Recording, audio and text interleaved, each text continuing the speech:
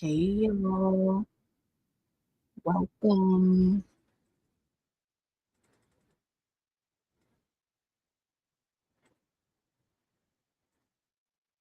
Let's get going.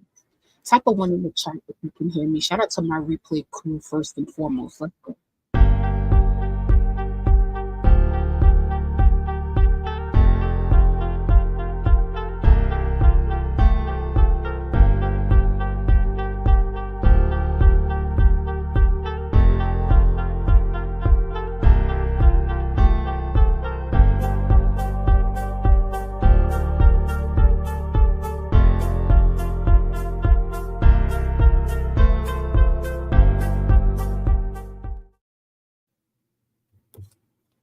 Did I lie? Did I lie? Did I fucking lie? The cold never bothered me anyway. All right, I am here. Who is here with me? Let me look at the chat real quick. If you are here with me, please type a one if you can hear me. Shout out to everybody. It is Labor Day. What's left of Labor Day? It is September 2nd, 2024. And so I hope everybody had a good weekend. Welcome to Sorry, I'm still fidgeting. Welcome to our Labor Day stream. Hey, Sarah. Hey, Kai. I hope I'm saying your name right. If I'm not, please let me know.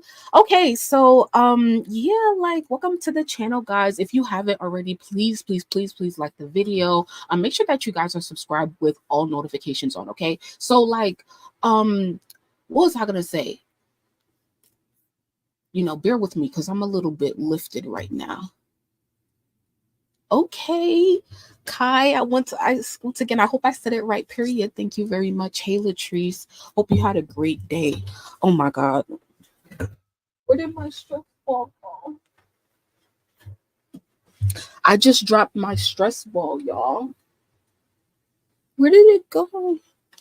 I like being live with my stress ball because contrary to popular belief, I get a little nervous, while I'm talking to you guys, especially on YouTube. So, yeah, I like to have my stress ball, to fidget with. Okay, so I'm sorry about that. I had to pick that up. Hey, IBOME. Okay, so yeah, here we are on the channel. My bad. So once again, please make sure that all of your notifications are on. Please like press the all button so y'all know when I pull up to the community tab or whatever. Because I put a message in here today because tonight, okay, I was gonna come live, whatever, because I actually wanted to talk about something else that we'll talk about probably in a couple of days, but like which is the chart race that's going on right now. But then child Cardi got up and she was talking, okay, and so now I had to get up. So we're gonna get into it, but we're gonna get into some other things before we really get there. And so thank you so much to everybody who is listening back to this, and please like talk to me in the comments and stuff like that.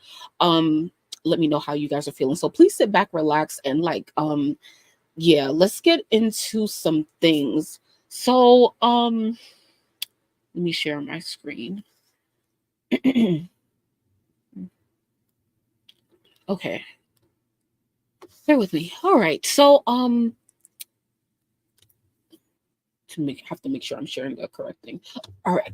So of course, we're going to start off with like some accomplishments. And child, I thought I was coming to talk to you guys about one topic, which is this Cardi situation, as well as like Spice and Cleopatra, they have had an end to their friendship. And so it's the bestie wars going down right now. Okay. But yeah, so we're going to get into those are like the two main topics that I want to get into. But as I was making my agenda for tonight, it is so much already. And it is only Monday. Okay. Like look at my list. And you know, like we're probably not even going to do all of this because some of this we covered in our last conversation, but we have a full agenda tonight, and I probably won't even I probably just like prioritize some of the main things that I want to get through because yeah, I don't know. I don't want to keep you guys too long as always, but you know I still be talking. So yeah, like let's get right into it. So 2 years ago this week, Nicki Minaj's Super Freaky Girl debuted at #1 on the Hot 100. So congratulations to the queen. Speaking of the queen, of course we're going to speak of the queen more tonight. But just some updates, current latest updates and stuff like that. Hey Capricorn, thank you so much for coming through. So yeah, so we are it's September 2nd, so we are 2 days away from Nicki Minaj's opening night. She will be commencing the second leg of the Pink Friday 2 Gag City World Tour. Leg 2 starts in Philly, so shout out to Philly. I cannot wait for a tour to start, and I can't wait to hear you guys review. So let me know, keep me updated with what shows you're going to and what your experience is. So probably the next time we talk, Nicki will probably, you know, like be on stage or probably would have had her first show. So good luck to the queen, safe travels. I hope all of the logistics goes well, all of the you know, like everybody, you know, like I pray that everybody travels safely and she's on time.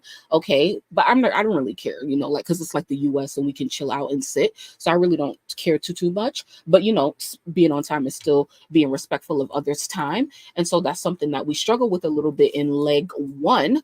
But yeah, I'm not going to do too much on her because you know I think she got it, hopefully, you know. So here is the agenda. I mean, here is the what's it called, arena, and it says it is 91.6% sold out. So those are good numbers. It's good numbers to start off with. So we will monitor and you know talk about tour as it's going, and you know when I go to my shows, I'll come and tell you guys about that, and I'm going to expect you to do the same. So moving right along. Wasn't there 24 shows? Did she cancel 2? No, I feel like there was always sorry. I feel like there was always 22 shows. Hey, Sierra, thank you so much for coming through. All right, so saw this, wanted to highlight this. I've been hiding GloRilla a lot these days. Every time I come live, she has another accomplishment. So she's the 3rd rapper after Drake and Yo Gotti to receive the key to the city of Memphis. So congratulations to her. To present it on September 1st. So yay. Congratulations to GloRilla. I had something else for her. Radio. She's GloRilla.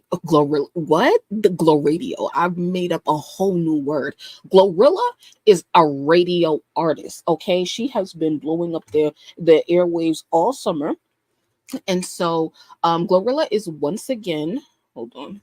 GloRilla is once again the only artist with multiple songs charting simultaneously in the top 10 of this week's published U.S. urban radio media-based chart this week. So the only artist, not even only female rapper, but just the only artist, period, with multiple songs charting simultaneously in the top 10. Not even just on that format, but in the top 10 of that format. Every format probably has what, like 50 to 100 songs. So it's like dope. Like, wow. Like, yeah, 3 songs in the top 10 with Wannabe, TGIF, and Yeah Glow. So congrats to her. Way, yay, GloRilla. Yay, keep going. But don't release that song that we talked about last time, because I do not want to hear that. But you know, I don't mind dragging you. So it's cool. Now to my other favorite person. She's the hottest right now, no shade. Yeah. Hey Trey. I don't know what to wear at the show yet. Tell me about it, okay? The fucking struggle. I ain't even attempt to look, okay? So chart data says that Latto's Sunday service has now sold over 500,000 units in the United States. So congratulations to Latto. Her song Sunday service is now eligible to be certified gold in the US. So yay. Hate this song. But whatever. Some petty fan said, "Ice Spice, Thank You This Far has now sold over 500,000 units." So Thank You This Far went 500,000 on June 16th. So it's September 2nd. So Latto took about 2-3 extra months to go. That's petty. Woo! We will be talking about ice later, child. Yeah, but congrats to Lotto again. Okay. Oh, I feel like we're gonna get to this faster than expected. So it was some tea going around today regarding Megan the Stallion. Okay, we are, when is the VMAs, guys? Oh, September 11th, right? Okay, so we're about 9 days away from the VMAs at this point. You know that Megan is hosting, and it's been a lot of chatter and stuff like that regarding Megan, Nicki Minaj, and Beyonce. Okay, and I think we've been covering that. So a little bit more on that tonight. So it seems like Jason Lee gave viewers an earful during his latest podcast episode while discussing his thoughts and feelings on Megan Thee Stallion's alleged relationship with Chicago Bulls forward Torrey Craig. We covered that last week, with them in the TikTok video. The host claimed that the rapper still has a severe drinking problem. Okay, allegedly. Okay, everything I say is allegedly. That's not all though. He also claims there's an incident allegedly that took place concerning her that hasn't been made public yet. Jason says he's getting the info and letting her enjoy her VMA moment. Let's see what he had to say. And listen, I know all of you are going to be going in saying, Jason, you're a Debbie Downer, you're negative, you're hating on a black woman. I know all the stuff that you're going to say. No, I'm just predicting, because Megan allegedly still has a severe drinking problem, from what I've heard. And most recently just was involved in something that has not hit the internet yet, because we're still working on confirming a couple things. But, we want to let her get through hosting the VMAs before we break it, and again, it's not anything that we're doing. It's just stuff that she needs to work on. This person needs healing. And I say that from the bottom of my heart. I mean, I'm not in a bad place with Megan. I'm just a person with a job who says what he thinks. And I think that she needs to spend more time in a relationship with herself and her therapist, and maybe AA before this. Oh my God. And listen, I know all of you are going to. I mean, I think we can all agree, like me personally, like, I mean, Megan is a different type of person, because it's just like, I don't know, like I don't really like to put like, big allegations, serious allegations on people like that. But like there have been a lot of events that, would validate those claims of Megan having a substance issue with alcohol and stuff like that. And she even went into the business of alcohol. That's not really something I should hold against her, but like, yeah, I think it is possible. So whatever incident this is, I cannot wait until it becomes public so that, we have yet another thing to make a judgment off. Oops, hate that sounds harsh, but yeah, shout out to everybody walking in right now. Shout out to Lisa, shout out to Mally, Doc 3T. He is just trying to get her some traction before the VMA show. I hate the way that they go about it though, because it's just be like a lot of negative stuff. Is this controversy to help with the VMAs, child? Allegedly. So yeah, moving right along. Here I found this video. And let me know, because I don't know if I'm going to be covering like the latest news on like Megan at the VMAs. We actually going to get into some of her tweets after this, okay? So sit back, relax, okay? But yeah, so let's get into this video. I saw this video going around, and it said, girl, barbs are so delusional. How the F you come up with this? So let's see what this person was talking about. If Beyonce go to the VMA Awards, it's an L, and if she don't go to the VMA Awards, it's an L, because if you go to the VMA Awards, that means that you purposely going just to spite Nicki Minaj. Like, you're only going to make sure that she's not there. And also, that means that Jay-Z uses his wife name and her, likeness to get whatever he wants. Imagine this is Beyonce and Jay-Z is like, look, I have Beyonce. She can go to your show as long as you don't let Nicki Minaj go. Huh? Look, Beyonce. Look, this is her. And that's nasty, but I get it. It's your husband. They've been together for a long time. It's a lot of money involved. And then on the flip side, if Beyonce don't go to the VMA Awards, that's still nasty, because y'all already told the VMAs, hey, Beyonce's gonna be here, but then you don't show up just to make sure that Nicki Minaj don't show up. That's lame, and that's weird. It's so fucked up. Yeah. Lord.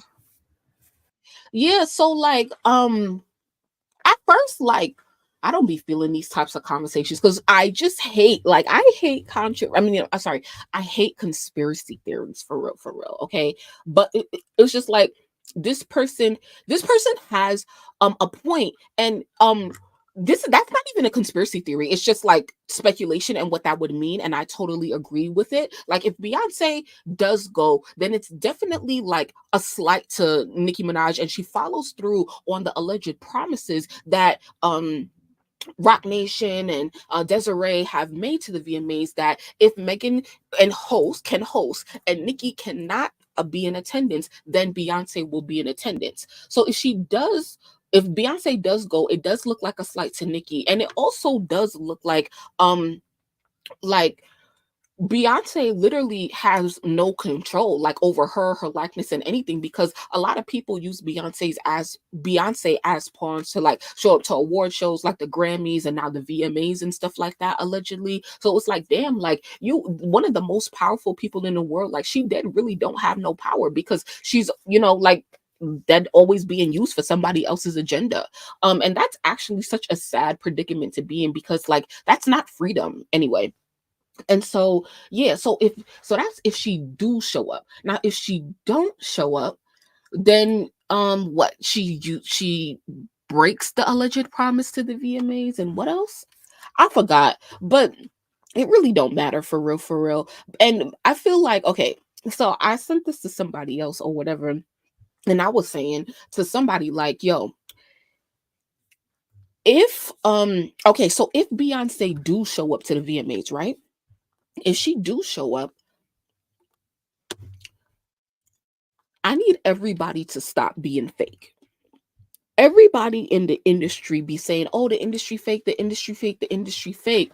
But it's like, everybody, you have to be fake to a certain extent in order to, even get anywhere for real, right? Like, and so this is my thing. Nicki Minaj is not exempt for that for real, because you've been talking about Beyonce allegedly, the VMAs allegedly, for a while now, right? So this is really not new information. And I believe that the information that Nicki or people close to Nicki have been leaking is from Nicki. And I don't know if I've said this publicly, like in a video yet, but I feel like Nicki is, I think I did. I feel like Nicki is leaking information because that is her way of getting back at the industry for how they did her during the hate train. And so, sorry about the lip smacking, by the way. I'm eating a cough drop. But yeah, so like, this is my thing, right? Nicki been talking about Beyonce since the Super Bowl, allegedly. Okay, that's when we was getting clues that, oh, like is Nicki shading Beyonce? What's going on between Nicki and Beyonce? All of this Rock Nation, Megan stuff, like this is too close to Jay-Z, and like it's too like your issues with Rock Nation, like you have so many issues with Rock Nation that it can't just be like a blank Rock Nation bullet. It gotta be like Jay-Z and Beyonce got to be in there somehow. And so it's very confusing as a fan, because it's like, you allegedly have all of these issues with these people, yet you're still gonna like big up Beyonce and big up Jay-Z and stuff like that. And it's cool to still, regardless of like what's going on in the business and the politics, it's cool to still have the respect for them as artists and stuff like that, and the legends that they are. But I don't want to hear like, let me send Beyonce Pink Friday nails and Beyonce da da da da. Like, no, like if it's really smoke between Nicki and Beyonce, then stop all of this fake stuff. Because it's like, what is really going on? So let me know if I'm the only one that feel that way. But yeah, it's very confusing, and that's why it's hard to know like what to believe and stuff like that. What was my other point? Because I wrote down a couple things on this. If Beyonce go to the VMAs. Oh, and the war is on, right? And I said that already, right? If Beyonce shows up, the war is on between Nicki Minaj and Beyonce, right? Oh, yeah. So I really made all my points about that for real. And okay, so here's the thing, right? The person that I was talking to about it said like, oh, like like, okay, so the other thing is that like Nicki, I was thinking about this the other day as well. Nicki technically lost her job in terms of hosting the VMAs. And that's probably another reason why she's salty about it. And I would not, I totally understand, especially if I feel like they're trying to use my enemy to put them on a pedestal that they don't deserve, because Megan is not qualified to host the VMAs. And I'm not even the only one who said that, because I was listening to somebody else just today, and they said the same thing. Megan is not eligible to host the VMAs. I don't even think that we need to even go in the direction of having artists hosting award shows, because that's taking away jobs from people who are hosts, who are actual hosts. There's a lot of people out here who need jobs and stuff like that. So why do we have artists hosting award shows? And even if they are hosting award shows, let them be a legendary artist like a Nicki Minaj or a Taylor Swift, or like I was listening to literally someone else, and I never cite my sources, but yeah, like the other person was saying, like any artist that is hosting an award show should be an artist that is accomplished in that field and for those awards. So Nicki Minaj is accomplished from a video perspective. Katy Perry is accomplished from a video perspective. Megan is doing a great job in a visual perspective, but she still hasn't even been around for 10 years yet. So why? And not even that alone, but hosting is not an easy thing. It is not easy to be able to sit up here and talk and improvise and look at a telemonitor and look at all of the screens.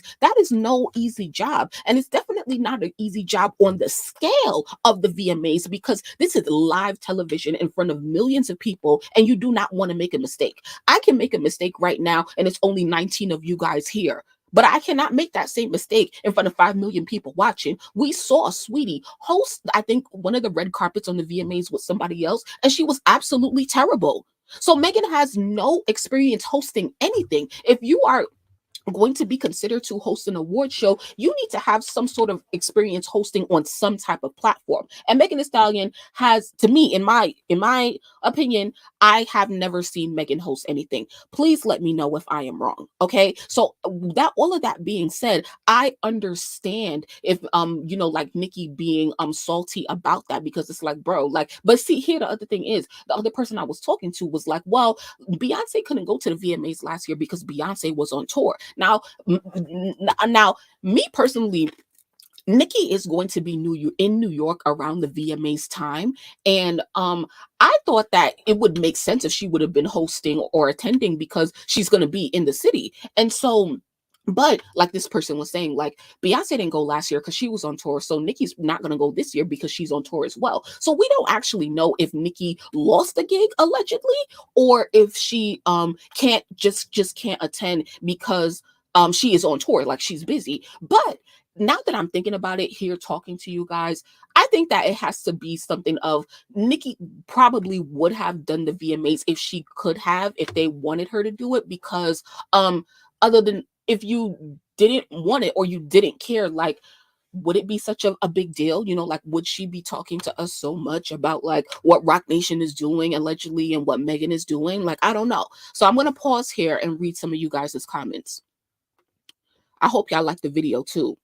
I really wish Nicki was hosting this year. I live up the street. Oh my God. What? Cap? She wants to be respectful to her. Beyonce used Nicki back in 2013. How? Beyonce isn't innocent like the world thinks. Yeah, I don't think so either. Did I say that? Beyonce uses everybody the same wave riding they accuse Nicki of doing is actually what Beyonce does. Who wave does Beyonce ride? That's a genuine question.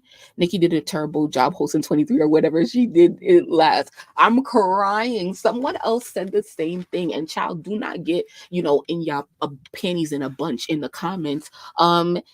Hey Carbon, I miss you. Thank you so much for coming through. It's always good to see you. So, what was I saying? So somebody else said that Nicki did a terrible job hosting the VMAs, and they was like how like the VMAs last year was a mess. I don't remember it being a mess personally. That's what they were saying, because the VMAs, to me, in my personal opinion, y'all are still getting to know me, so y'all don't really know what I've been saying for the past 3 years, because I'm just starting to talk now on YouTube and like saying way more, like, just being like way more open about my thoughts. And so last year, my people who've been listening to me, they know this time last year when Nicki hosted the VMAs, that was our first time in a long time, I think, taking an L. Okay, because what happened at the VMAs last year and after that with Kenneth and Zoo being caught outside talking about all set, pull up where you at, that absolutely should have never happened. And I don't blame Kenny for it too much. I feel like it's because they just had the wrong people in their circle at the time and stuff like that, people who was hyped for clout and stuff. But yeah, that's when we started taking L's. This time last year, that's when our side started to take L's, and that's when, like, as y'all get to know me more, we'll talk about it. But anyway, that should have never happened. You should never be caught on camera calling your ops name, ever, ever, ever. And Zoo know that. If you really a street dude, you don't who what? No, you need to tighten up your circle. So anyway, I forgot what I was on.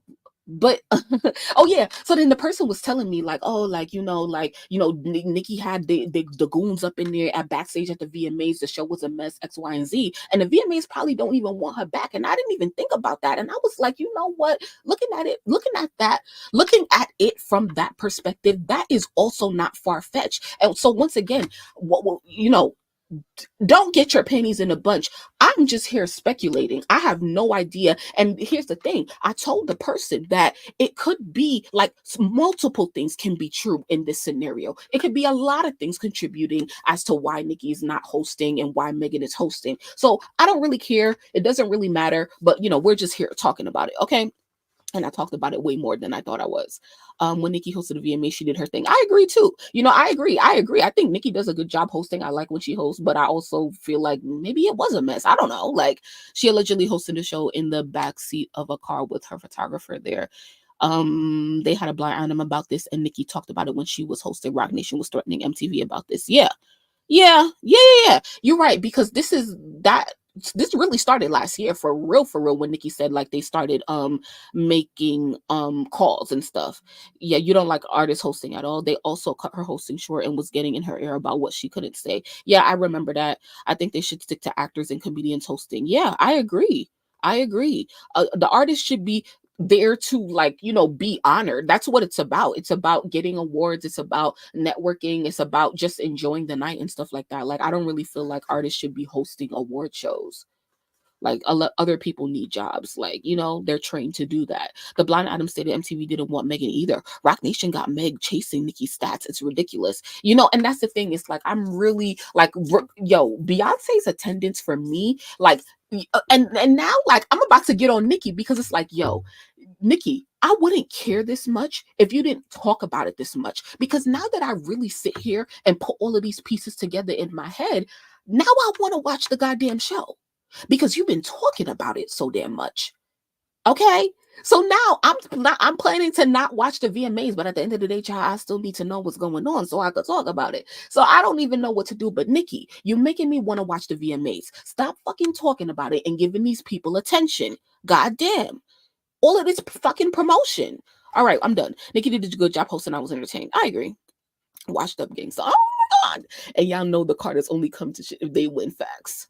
Yeah, the lineup is whack. I'll pass. Okay, but now I really want to see, is Beyonce going to show up? That's what it is. Beyonce going to I mean, we'll know, we'll know. But it's just like, now, Nicki, you making me want to tune in. Stop.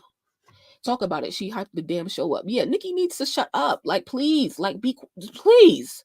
Like, please. Thank you to the people who understand that. Because you just give so much other people attention, and it just makes that's why I'm here. Because it's like, you be talking about them, so you make me pay attention to shit I don't even care about. All right. Okay, so yeah, so okay, we're on that a little bit. We looked about that, we talked about that. Okay, so so now, since we're on the VMAs, right? Shout out to everybody in here right now. I truly appreciate y'all. Please make sure that y'all like the video and that y'all are subscribed to the channel. We are going to get into Cardi and what she had to say today and how I need to get on her case, and we're also going to get into Spice and Cleotrapa. But we talking about a couple things before we make it over there. 1 second.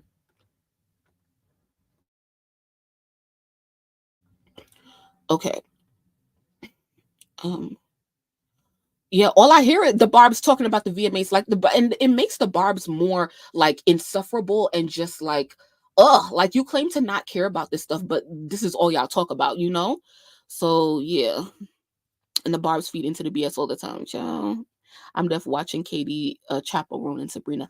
I don't know much about Chaperone, but yeah, we're gonna be talking about Sabrina later this week. You know, make sure y'all save my set a reminder for we're gonna be talking about the chart race that's going on right now. But anyway, right now we're gonna move into more into Megan Thee Stallion because she is doing or was doing a Q&A session on Twitter, and this I feel like you know, social media is social media, and I never want to seem like everybody is always copying off of somebody, and everybody has to do the same thing to a certain extent. But this is the exact same thing, promotional tactic that Nicki Minaj is known for, because Nicki Minaj is known for dominating Twitter, the barbs as well, and that also that brings a lot of visibility to the things that she does and she promotes.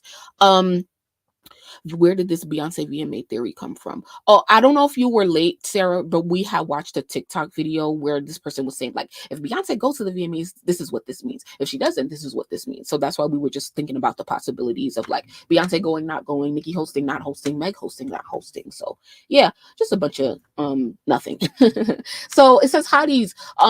Megan tweets, hotties, we're counting down to the VMAs. I want to celebrate every day with the hotties. So ask me questions using the hashtag hot girl VMAs, and I'm gonna answer. Okay, so you know, this is definitely something that Nicki has done for the VMAs, and any like show that she has hosted back in the day. Remember, Nicki also hosted Real Housewives of Potomac, right? And so yeah, like, you know, we're famous for like using Twitter and dominating Twitter, and now Megan is using the same tactic and strategy. Now a lot of artists do this, and so I don't want to be like, oh my god, Megan is copying Nicki, but it's like, it's really that, you know, like, here's this the real tea right here. I don't know about you because I don't follow Megan Thee Stallion, but I see Megan Thee Stallion taking the same route that Beyonce takes in terms of how she uses her celebrity. I don't. Megan has a name for her fan base, the hotties, and it seems like they have an identity, but I don't feel like they do have an identity. Actually, I do feel like hotties have an identity. This is who the hottie is. The average hottie is probably someone who, like, you know, went to college, is very studious, but they like, when they like to twerk and stuff like that and take off their glasses, they like to listen to Megan Thee Stallion. Like, you know, like the what's it called, Shea Butter Twitter people or whatever, like all righteous black, you know, Black Lives Matter, Black women matter, yeah, like, you know, hypocritical, that's the type of people who support Megan Thee Stallion. And so what was my point about that? Okay, so they do have an identity, and probably those who also, like, a lot of people who like the Megan Thee Stallion, very similar to Cardi B, they probably don't like Nicki Minaj, you know. And so that's really who they fan base be. And so there's no real identity, you know, in what it means to be a hottie. Because what is that? Because and that's my whole point. Megan don't talk to them until she got something to promote, or until she got something to sell. And when she do got something to promote, it's always run it up, hotties. I wish my favorite artist would talk to me like that. Run what up, ho? For what? What you did for me lately? Oh, okay. You don't talk to me like that. I'm sorry. I'm a different type of bitch. Okay? Talking about run it up. No, you go run it up. How about that? You go put your song on repeat and get some goddamn streams. Anyway, so that's my point, is that she only talks to these people when she want to promote something. So here she is promoting the VMAs. Now, I don't really know. I'm not about to go through all these tweets because I don't care. We'll find out at some point. But it seems like so this fan asked, if you could get anyone on the deluxe, who would it be? So y'all remember Megan released her album a couple months ago or whatever. So I'm child. You know, we've been talking about this Megan Thee Stallion and somebody else collab and stuff like that, and we're gonna talk about that right after this. But it's like I just, especially when I seen that announcement of a new single, I thought like, oh, Megan moving on from this album. Okay, I mean, it did flop, you know, so it was making sense. But anyway, so she announces that Flo Milli is who she wants to be on her deluxe. Okay, so Flo Milli's gonna be on the deluxe. Don't they already have? They were on the same remix to Latto's Sunday Service, right?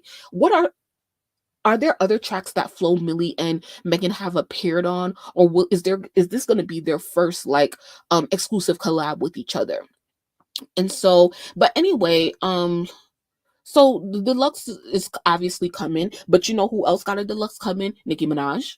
I don't know if we expected or even knew about a deluxe from Megan Thee Stallion until today. Once again, not trying to be a conspiracy theorist because I hate when people do that stuff, but I'm just saying, I'm just pointing out what I'm seeing, okay? And a lot of things is happening right now because of Megan hosting the VMAs. And so because this is going to be a lot of promotion for her, like she's going to be moving around and doing more. So she might really release a deluxe around this time because she just has eyes and attention on her. I don't know. So they announced that her new single, this new collab that we've been talking about with this Asian person, RM from, I guess, BTS, I don't know, but their collab is going to be released this Friday, September 6th.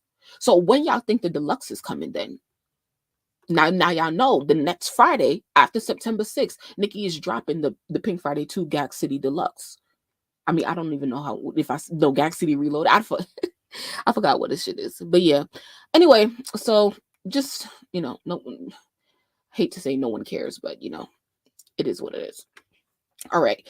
I just want to get into one more thing before we move all the way into Cardi. Okay. I never met a hottie in real life. I'm crying.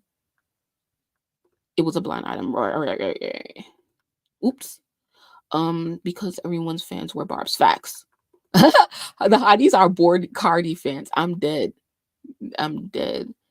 Yeah. And does anybody know what the tea is? Because I feel like we really don't know what the tea is between Flo Milli and Nicki, because they never really had, I don't think, a public interaction. Like, I know Nicki followed Flo Milli and Doechii the same day, and that was probably over 2 years ago at this point, but they've never really interacted publicly. And Flo Milli is somebody who has called Nicki's name so many times in her interviews in terms of inspiration and stuff like that. But there seems like to have been a shift in Flo's energy towards Nicki, namely when they did her, Latto, and Sexy Red did the conversation for Spotify a couple weeks ago. Flo didn't really say a lot when Sexy Red was bigging Nicki up. She didn't really confirm that or seem enthusiastic about Nicki being mentioned and stuff like that. So I don't know what has happened between Flo and Nicki, but I don't know. It's some tea. Flo was just a hater like Summer and Scissor. I bet Flo was a Nicki DM and was left on red. Now she probably bitter like the rest of them. So there was some information like probably like a year ago or so that has said that Nicki Minaj invited 2 female rappers like to her studio or whatever, but like nobody knew like who, and people were like just guessing. And my guesses were Flo Milli and Doechii. And once again, 2 women have called Nicki's names in interviews, and now Doechii unfollowed Nicki during the Megan Thee Stallion beef, like Bigfoot stuff, and then I don't know if Flo still follows Nicki or whatever, but I don't know. I'm just trying to read, everybody energy for real. But off of them hoes, because they flopping regardless. But I want to get into JT, because I meant to talk about JT the other day when I was live, but I didn't. So here we are, because JT is on her tour currently. Y'all know she released her project last month or something like that, and her City Cinderella tour was sold out in New York City over the weekend. So I want to get into some.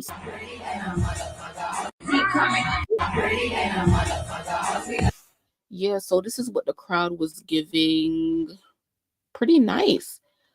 Pretty nice. I went to see Shensi a couple of weeks ago, and this venue was bigger than that. So that means JT is really, selling, really putting bodies in buildings and stuff like that. This could be like what, 3,000, 4,000 people. Maybe the venue I was in the other day was about 2,500 max. So this looks like a lot because the floor looked kind of big. Or child, was it big? I don't know, child. But like congratulations to her on selling out her New York City shows and other shows that she has been selling out. If I definitely had like proper notice, but if I was a little bit more passionate about JT, I probably would have went, because I feel like I should have went. Yeah. Wait, is Cleo exposing Ice on TikTok? What the F is going on? About I don't even want to stop because this isn't I don't want to get distracted. But okay. We bookmarked it anyway. So, but whoo, it's too much going on. Okay, so that's not even JT, not even important anymore. Hold on. Let me go on Instagram because I wanted to show y'all like the girl JT. I don't follow her on this account, but child, I woke up today and JT had posted new photos. I went to JT show on Friday. It was literally lit. Oh, that's so good. I'm so glad to hear that you had a good experience. Tell me more. I don't know. Like, what's your favorite song? Like, did she perform your favorite songs? Like, yeah. She looks fucking amazing. Okay. She looks amazing. And I'm someone who, like, not that I don't like, but like, you know, JT should be doing like out of the box type things, and I don't like them like a lot of the times, but this is not really too out of the box. But I just love the way she looks here. So I think I woke up to these photos, yeah, because this was 12 hours ago. She looks great. She looks great, like great, amazing, amazing makeup, amazing. I love when a bitch got good makeup on, because that is the first thing that I look at when I look at, you know, like these artists and their faces and stuff like that. Yeah, she looks amazing. Pretty much. Now, what the hell is she doing wearing this goddamn shit? JT pulling a Nicki, when, you know, like when Nicki come out on leg 2, when she come out with the thing and they take her out of it and stuff like that. That's what JT trying to give. I'm dead. It's cool, sis. Oh, like, I know Uzi love them back shots, okay? Period, bitch. I'm about to. Ooh. Yeah, all right. So yeah, you look at her face, like the eye makeup, the eyeliner, beautiful. Like, I love when girls do their eyeliner like this in the middle. I wish I could do mine because I love eyeliner, but I'm not good enough with eyeliner to be able to do that. So yeah, like beautiful. She looks like a cheetah. Like, she looks amazing. So yeah, yeah, basically JT is really one of the baddest bitches. DOD, that is my song too. And okay, so I had posted on my Instagram story a couple days ago that, like, I don't really actually listen to JT like that. Like, I'm not really playing her songs like that because it's just not really the vibe that I'm on right now. And I also don't really do a lot of rap, you know, for real, outside of like Nicki or really any right now, you know. And so but you know, DOD is amazing. Fucking love that song. Amazing. That's her best song. That's my favorite song by JT. But I was saying that, like, I know that there are more good songs on the project, and I need to revisit it, you know, because I think Serving is good. There's like a couple other songs that I probably would like from the project. So I want to go back and listen to the project again and get those songs and stuff like that. But yeah, let's keep it moving. Apparently Ice was treating Cleo like she claims. Yeah. We gonna get into that. I should have went to the Charlotte show. Facts. She's gorgeous. I just don't care for her music. I've tried. I'm dead. I had so much fun, and she's beautiful in real life. I enjoyed the crowd. The vibes was good. That's good. Good to hear. Yeah, she looks so good. You know me, when I woke up, I saw it, and then I looked at your story right after that, and then I was like, that's why I liked it, because I was like, we was on the same type of time. We was looking at the same thing. Like, yeah, JT is beautiful. I feel like JT should have dropped more videos for them to mix it. Well, I mean, she is sort of still in the beginning of the rollout, and I'm starting to realize that artists are stretching out their rollouts and stuff like they used to back in the day. So, but I will say, Capricorn, that I do expect more videos from JT. Maybe one more. I don't know how much videos she's done thus far. Maybe 3 or 2, but we got to remember that JT's not really working with a lot of money, you know, in terms of budget. So I want to be like, you know, like, just you know, just keep my expectations like on the ground where they should be, you know, because like she's already doing like such a great job. So yeah, JT albums was cute from the little that I heard. No replay value for me. Yeah, I can see that as well. All right, so I think there was one more thing on JT that oh yes, look at this. So, Ice Spice likes and comments under JT's latest photo bomb on Instagram. So, here is Ice commenting on JT's photos. What do you guys think? I saw somewhere someone said that JT hates that girl. JT hates Ice. I could believe it based on what happened between them and Uzi at the BET Awards like last year and stuff like that. But I don't really know. But you know, I don't think there's any communication. Like I don't really think that they are cool. They like there is any energy between them. But I don't know if it's necessarily beef. But fuck that. That doesn't even fucking matter, bitch. this is what matters. Ice Spice, you're annoying as fuck. Cause you know that you're a fucking troll. You know that bitches don't like you because you're a beat. You're a bitch. Okay. You're a bitch. And we're gonna get into that. We might get into that, child, because I feel like I already been talking too much. But you are a bitch and you do people wrong. And then you troll them by commenting and making it they think like trying to make people think that it's all good. No, bitch, get the fuck off my all right? Fake ass bitch. The fuck? You right, a nigga about her budget. Yeah. JT looks gorgeous. I love it for her. I hope her and Nicki can patch up whatever that went left. Same.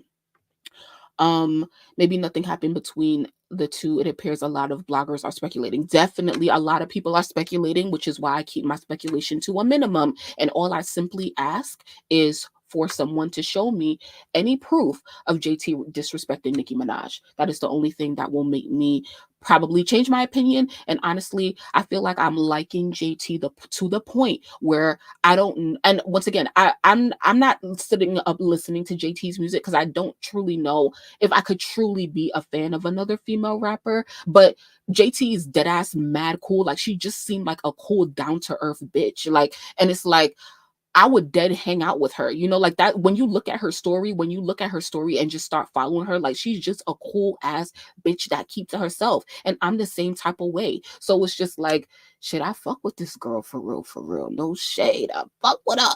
I fuck with her. I might not be a fan, but I fuck with her. I don't know. I was looking for another dark skinned baddie. Oh, I Spice so fake facts, but she unfollowed JT. Yeah, she unfollowed JT. But with Nicki these days, you don't know if it's business or if it's what. Like, you know, like she just got too many fucking emotions at this point. So it's just like, girl, you know. Let me know how this bitch disrespected you, and then I make my decision from there. But other than that, child, I don't give a fuck. Like, you know, I think because JT backed out the deal with Nicki, I'm just speculating though. I feel like she went with Roc Nation like Uzi. Nah, I don't think so because JT already signed with Roc Nation for her record label. And I'm sorry, what? No, JT is already signed with Quality Control Capitol Records for her record label. And then Quality Control has a management arm to their label. Y'all know they used to manage Cardi and stuff like that. So I don't know. And I seen some other person post about, somebody posted on Twitter today, like, oh, like, guess who managing JT now? And mad people was commenting, who? The person they didn't even freaking answer. And then somebody else, and these are anonymous people, like just fans talking. And then some fan was like, oh, like Roc Nation, but I don't know, because that's what everybody is saying. Like, why do you guys keep on spreading speculation? Like, I don't like that, for real. I don't like that. I'm not going to make any judgments until I find out from a verified source who JT is being managed by, and if she's being managed by Roc Nation, and then I will make my judgment from there. I'm not going based on speculation because the speculation makes no sense. Like, period. I'm not listening to fans. So, right, exactly. You never know. She unfollowed London Hill too. That was a shock. Yeah, child. They manage her too. I don't know who manages JT Carbon, because I don't really know like who the manager is at Quality Control. Well, actually, I do have an idea. You know what? I need to go check on him. I do have. Let me check on him. Let me check on Gloss Up Manager. Real quick, because this who used to manage Latto B Farmer. What's his name? Hold on, Brandon Farmer Latto. Here. This is who used to manage Latto. Brandon. Oh, look. ATL manager, Solid Foundation. That's Quality Control. That's their management arm, Quality Control Music. So he has his own company. He used to manage Latto and K Michelle and probably other like artists you've heard of and stuff like that. And so he has his own company. But then back in like 2022 or something like that, or even last year, he had made a partnership with Quality Control, and it says Quality Control Solid Foundation names Brandon Farmer as partner. So he came in as a partner to Quality Control, which is P and all of that stuff, City Girls, and he became Gloss Up Manager. See, here he is with K Michelle. I guess they were just hanging out because they like friends outside of business, because they don't work together business wise, but they used to work together. Fuck. But yeah, he managed Gloss Up. And y'all know we talked a lot about Gloss Up. Here he is with Latto. Look, him and Latto was brother and sister. So to hear that they broke up was like, woo! But like, yeah, see, it says here, manager, Latto, co-founder, the 20th, So yeah, that's his credentials, his resume and stuff like that. So I need to know who is managing at QC. He is obviously a partner. He's obviously a boss over there, but I need to know who is specifically managing JT. I don't know who he is. I mean, whatever the fuck. Let's just look at his story. All right. I don't know what the fuck he's promoting. Anyway, I'm talking way too much on this that I didn't plan to. So, but thank you guys for, I don't know. I just like talking about the business. So I appreciate you. JT has always accompanied her man Uzi to the Rock Nation luncheon. I think they are saying Rock Nation because Uzi signed to them. Facts, but that has nothing to do with JT's business. Like, fans make up things because people are related to each other, and that makes sense. But it's like it has to make sense business wise, and it doesn't. Yeah. But the Barb's doing too much. Yeah, Nicki loves exactly. Thank you, Key. Nicki loves Uzi. They have how many collaborations together, and he's still signed to Rock Nation and been signed to Rock Nation all this time. Hey, Trisha. So, period. And I'm a bar, period. All I want is some bitches that's gonna use their motherfucking brain around here, because we're not doing what we only speak facts around here, okay? But I'm talking too much, so let me keep going. I'm sorry, guys, but okay. So let's move on a little bit. We covered everything I wanted to cover regarding JT, so we can definitely move on now and talk about this whole Cardi B, okay? And I'm really, really, really, really, really, really trying to keep it cute on this hoe, but she really tested me for real, for real. Like I almost lost it today, okay?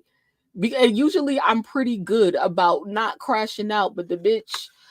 So before I start crashing out on her, let me just, let's talk about some positivity. All right. So it says Cardi B has now sold over 500,000 total album units in the US in 2024. So in this year alone, she sold over 500,000 total album units. That's dope for her. But you know what's fucking funny is that the bitch only got one album. But, I guess that's impressive. I mean, other female rappers have sold over 1 million units in the US because they have several albums. But yeah, bitch, you better sell over 500. Anyway, let me not even do too much, bitch, because whatever. But congratulations to you, ho. Oh, but I guess she reacted, and child, I don't even know if I got all her tweets because I wasn't even really scrolling like that.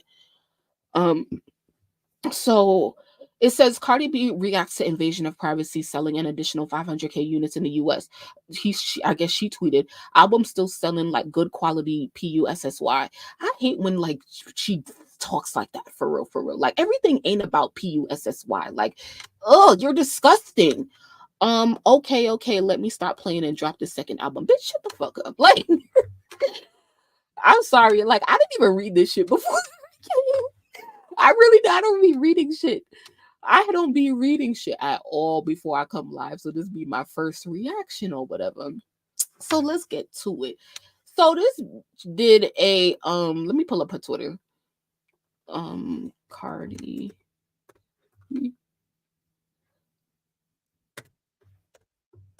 Bitch, how okay. I'm like, what? All right, so here it is. I'm still selling good quality pussy. Okay, yeah, let me stop drop the second album. Shut up. So here she, girl, let's go to the media so we could like just get a good look at the photos.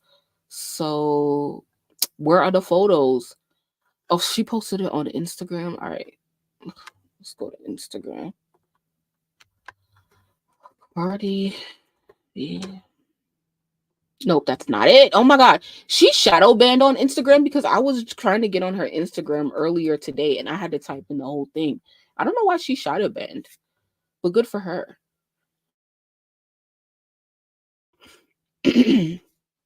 All right, so she did a photo shoot, I guess, and here are the photos. So she looked good, I guess. I don't even know what the hell this is. I mean, obviously it's a what do you call it? I forgot. Sonogram. But I don't, like, I ain't never been pregnant before, so it's like, what am I actually looking at? Usually I could tell where the baby is, but I don't know what I'm looking at. This shit look like a skeleton or a ghost. Like, I don't know. But I'm sorry, it's, to the baby. But anyway, I guess she looked good or whatever. I mean, like, I'm not gagged, but whatever. And so, I could like make out like what is the yellow word behind it. And then, I came back hours later, and then, people were pointing out that the writing said pedophile or whatever. So do y'all know what what does the yellow word say? Like, I don't even know. But honestly, it doesn't really matter. So I guess she was receiving backlash. So let's go back here, because I really be jumping in, and like I don't even know what be going on. So I guess she was receiving backlash, and she was whatever. So it says, all right, let's try to find some tweets. So it says, this person, I remember the tweet had asked, I think I took a screenshot of it. Hold on. I think this person had asked, let me see. No, I didn't. Not on this phone. The person, a fan had asked, like, oh, why would you take a picture in front of a what's it called? Oh my fucking god. Okay, I didn't take a screenshot. Fuck. Because people, her and her people, all they do is just delete tweets, child. So the fan asked, like, oh, like, why would you take a picture in front of something that says pedo after, when you're a pregnant woman and stuff like that? So she responds, first of all, we literally picked a random street because paparazzi was hounding us everywhere. This was supposed to be my original first picture, and we had to edit photos in minutes because the shoot got leaked. How did the shoot get leaked? Does anybody remember? Because I don't remember seeing anything. Didn't even have time to go over every detail because people were busy trying to expose my pregnancy as an aha moment. Well, bitch, stop coming outside then. The fuck? She was outside. Like, what? Second, I'm always with the shits, but I'm not using my maternity shoot to be funny. Are you dumb? So here is where the slick shit started for real. And I'm just noticing that because, like, I be telling y'all, I really don't be reading this whole shit. So here she said, she started the first time. She said, second, I'm always with the shits, but I'm not using my maternity shoot to be funny. Are you dumb? What do you mean you always with the shits, ho? Because you ain't barked back yet. You ain't said shit yet. So what shits you be with? Because all you bitches do is delete tweets. Okay? So let's keep it moving. So, okay. So somebody else said to her, wait, hold on. Oh, it says this post is from an account you muted. I have Cardi muted. Okay, so what we just first read. So it says, first of all, we are literally put the random street. So she's saying like, oh, we didn't know. So then someone else says, I hate that y'all people let people get away with doing weird just because they claim they were unaware. Like, you're a whole celebrity with a team. This is a BS ass excuse, not gonna lie. And I have to agree, because it's like, what do you mean? Like, nobody did a quality control check? Like, oh, like, what does this actually say? Like, what is this graffiti? Like, there's a such thing. I don't even do like visuals and like, shoots and stuff like that. But I've heard a term that's called location scouting. So people who make music videos, when you hire them to do a music videos, they start scouting locations based on what you want them, what you guys have decided the music video. Thank you, Sarah. Ultrasound. I'm dead. They start scouting locations based on what the theme or whatever, what the concept of the music video is, or whatever, right? Or whatever sort of photo shoot or whatever. So how you telling me that you don't have, like, your photographer or people, I can understand pulling up to a random ass street, but I just don't, I don't buy it that you did not see that word. I don't buy it. I can't buy it. I'm sorry. I'm sorry. And I be wanting to believe people and, like, not be a conspiracy theorist, but I'm sorry. I can't believe that for real. I can't believe that. So it's like she said, a team, bitch, my makeup artist touched up the picture because we didn't have time for all of that. It says the date and time. Nobody was paying attention to the graffiti. Second, she said, second, if I wanted to be petty, this is the tweet that got me up. If I wanted to be petty, I would have posted a lot of memes last week. And I tried to keep scrolling, y'all. I said, I keep telling y'all to leave me the FEK alone. If I'm saying I'm not on that time, don't make me get on that time.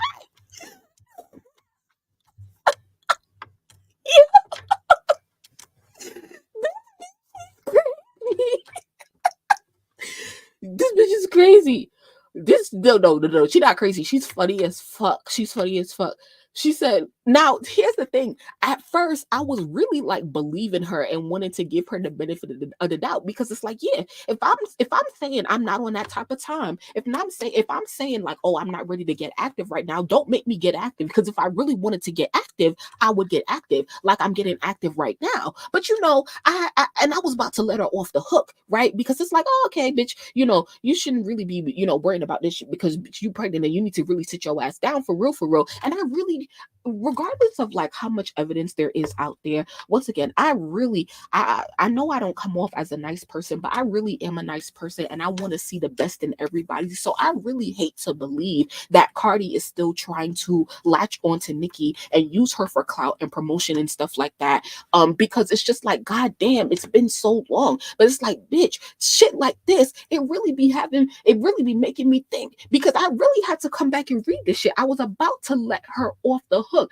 I was about to be like, you know what? She's right. If she was really on that type of time, she would have, you know, bust shots if she really wanted to. But why would I give her the benefit of the doubt when all this bitch do was delete tweets? So let's go back and scroll and go back to the last line where she said, bitch, if I wanted to be petty, I would have posted a lot of memes last week.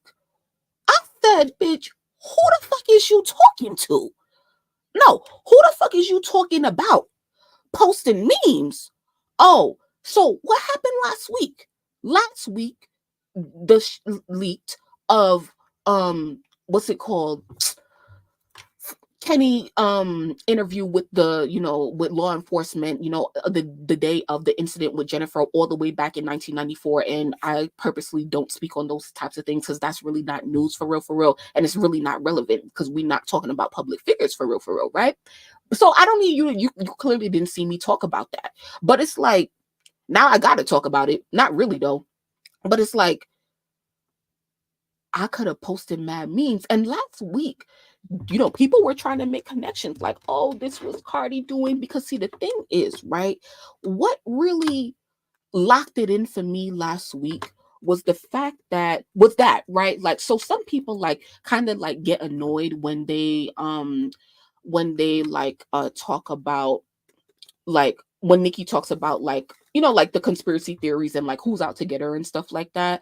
And so but last week, and it's not that nobody believes Nicki, right? Like, but it's about like it's about that what happened last week. This Kenneth Petty's 1994 interview regarding Jennifer Huff, that was a team effort.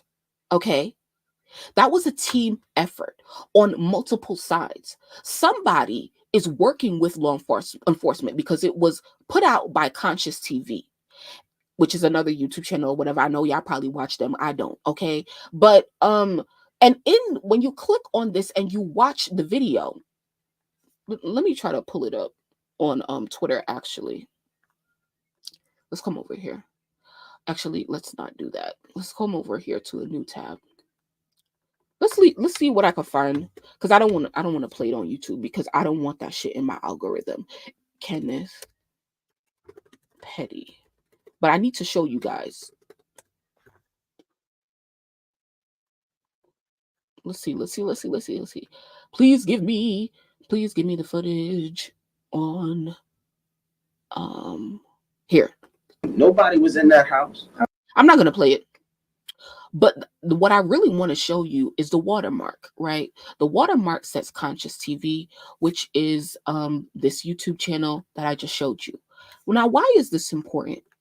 When you see a watermark, it signifies that I have the exclusive, right? Nobody. I am the source, regardless of where you see this video.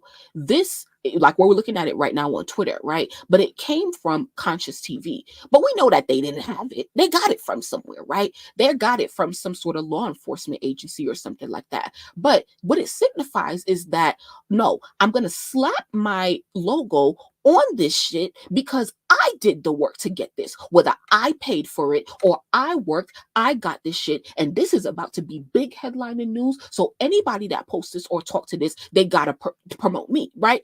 And rightfully so. If you, whatever you did to get this exclusive footage, that's dope for you, right? So congratulations to Conscious TV. Not really though. And so that's what my point here is, that this is a team effort. Somebody sought out to get this footage. Somebody probably paid for this footage, right? And it, which is Conscious TV, which is why their logo is on it, right? But who knows, that could be up in the air, whoever paid for it, but whoever it was decided that it has to be released this way on this person's YouTube channel. So not too much speculation about that, because that doesn't even fucking matter. Okay, well, yes it does, but like, the point is that Cardi talking about, oh, I could have posted mad memes last week. Bitch, who the fuck is you talking to? You got something to say? And see, this the thing, all right? And because this is actually how I was feeling, right? Let's come back over here.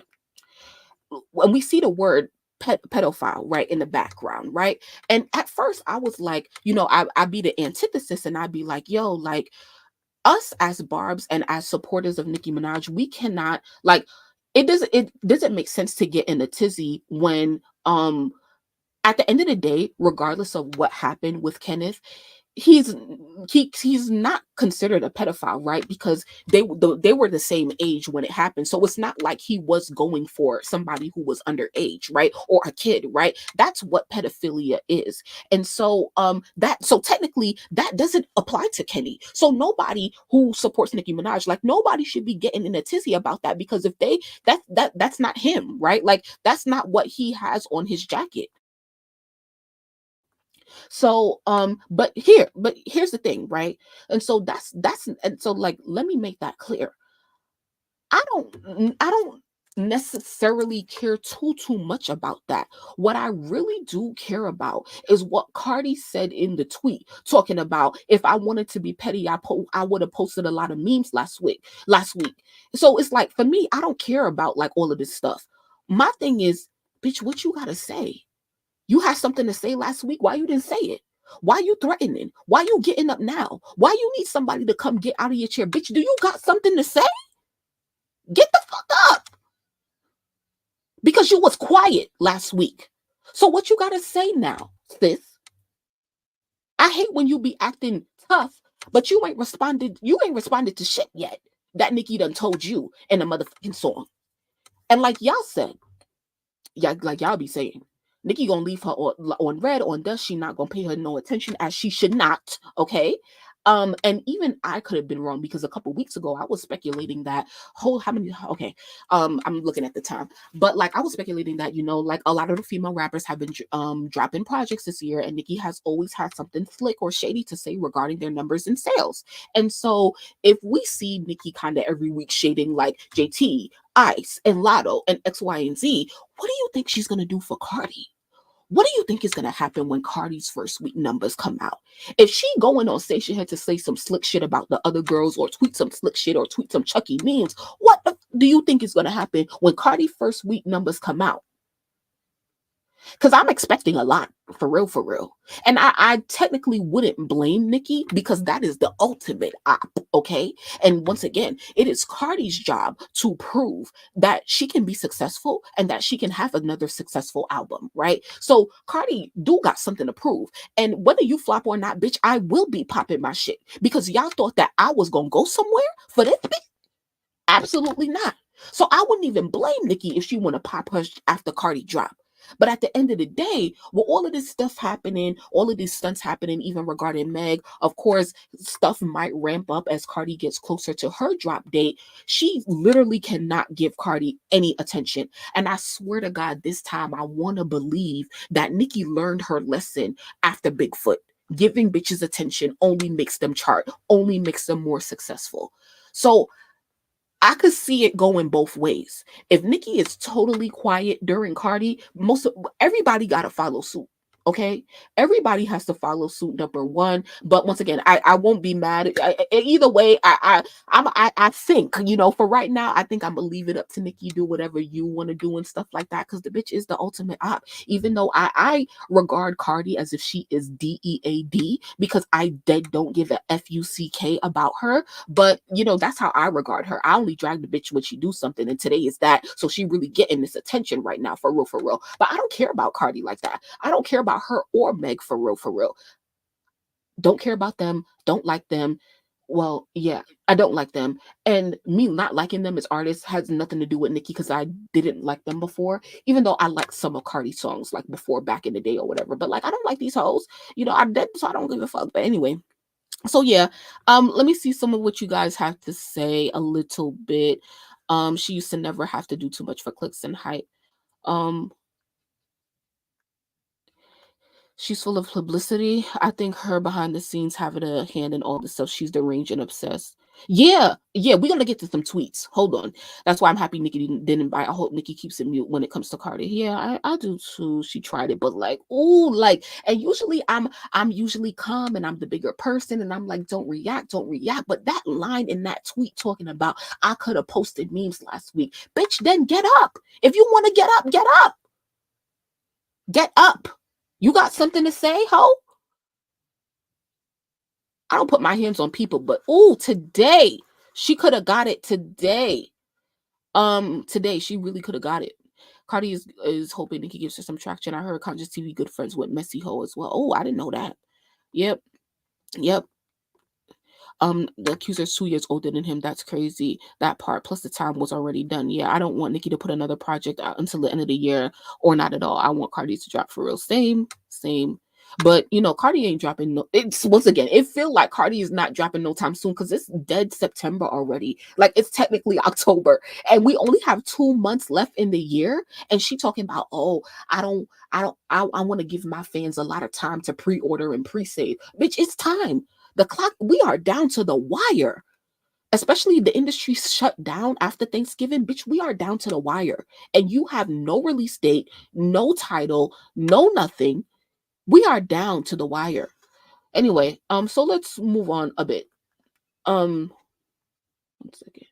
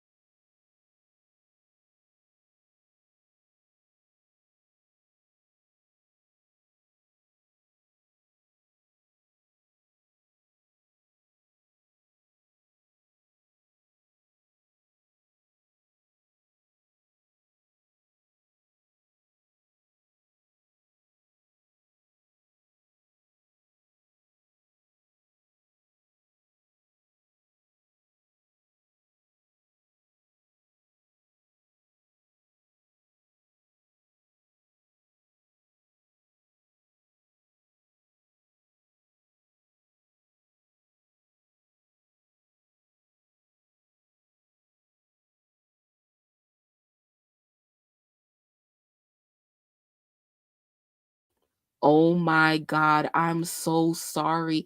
I was talking the whole time.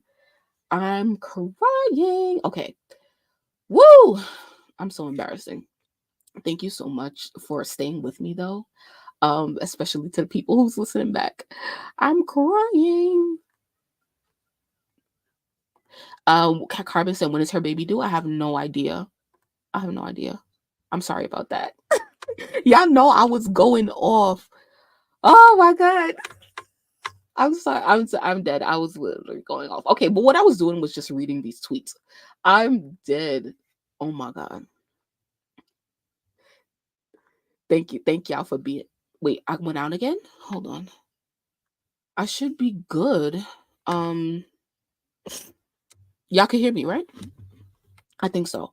Okay, so this tweet has said, like, this just confirmed that she did the disgusting photo shoot to make people talk and say this right here. When will her bot self learn it's too late to use us for her flop album, right? To use the barbs, to use Nicki Minaj. Everybody is pointing out that she has responded to people that is not in any way, right? This person is saying, when the F did I say anything about Nicki Minaj? These MFs don't pay my bills. I don't give a F about what they got going on. What the this about the word pedo being behind a pregnant woman pictures. Period. And it's cool to see somebody who is like not Barty gang or not a barber or anything like that, because I truly think like it's so stupid to respond to someone else's fans, because like, why, like, why would I give my ops attention for real? Like, it just doesn't make any sense. It just doesn't make any sense for real. It just doesn't make any sense. So anyway, let's move up a little bit swiftly. So once again, another person pointed out what Cardi said. I would have posted a lot of memes last week. She really is keeping up with anything that is Nicki related, and like I be saying, I hate to really believe that, because I would really think you have a lot of other better things to do. But it's like, yeah, you really like you. What happened last week with Nicki and Kenny is dead on the top of your mind, because I already forgot about that, like, and I want to forget about that, but you still thinking about that. That's don't you think that's an issue? Yeah. All right. So all right, I'm done on her though. I'm done. But we need to talk about we're gonna move on and talk about this Ice and Cleo situation. So another best friend breakup, best friends at war. So thank you so much for bearing with me through the technical difficulties, and please make sure that y'all have liked the video. So we're gonna move on. So another big thing that happened today, child, should be popping off like every day, and even in the beginning of the week when you be like, oh, I'm chilling, bitch, it's Labor Day, we chilling or whatever. Nah, bitches is getting bucked. Okay, Cardi had a lot to say. Cleo got going off on Ice. Oh, please remind me to go to TikTok. Okay, remind me to go to TikTok, because we need to see what Cleo is actually saying about Ice in the situation. All right, so but we're gonna get into, I guess, from the start a little bit for those who don't know what's going on. So y'all know Cleotrapa and Ice. Let me see if I could show you guys the thumbnail a little bit. That's Cleotrapa. She is a content creator / Instagram comedian / rapper as well. Kind of got Instagram famous or whatever. And she been known before Ice blew up. We all know Ice's story and how she blew up so fast. And so they were portrayed as like best friends, but like, when Ice friend Baby Stormy came and exposed her regarding all of the stuff with Nicki, she also exposed that like what's it called, Ice and what's it called, sorry, Ice and you know what, let me go here because I'm looking for this link.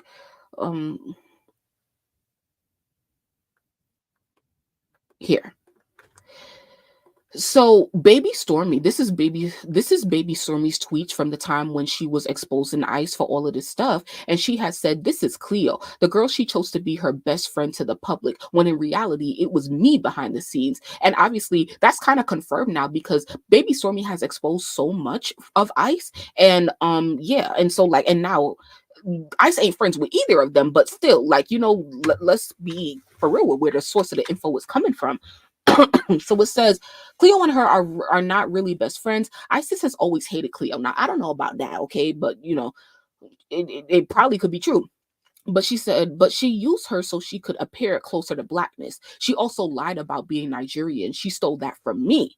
Okay, and I'm not even about to really go through all of this, but Cleo just said like she never heard of Ice being Nigerian, but that supposedly was her best friend. So you saw Cleotrapa appear in different music videos with Ice Spice and stuff like that. She was like, you know, kind of like the dark-skinned girl that Ice would keep around. And so today it was you know, noticed that both Ice Spice and Cleotrapa have unfollowed each other on social media. And so of course fans started talking about this and fans started speculating because this people thought that they were like, wow, like real friends or whatever. But honestly, if you've really been paying attention to what's been going on, it's not like the most unexpected thing, but it is always sad to see a friendship end, especially because of business being involved that we're about to get into. So it says when Cleotrapa started noticing that people were talking about it, she started responding. And so she said Cleotrapa responds to people noticing that her and Ice Spice unfollowed each other after the tour ended. So y'all know Ice was just on tour. She released the album, then went on tour. The tour ended last night in Miami, or a couple days ago in Miami.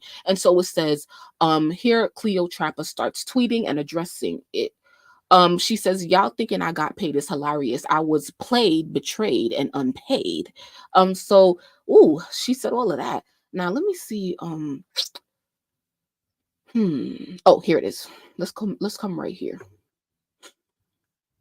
So it says, this is where she starts addressing, right? So she's addressing fans. This is not even from Cleo's like actual page. Cleo is talking under tweets that fans are talking about. And so here she says, y'all thinking I got paid is hilarious. I was played, betrayed, and unpaid.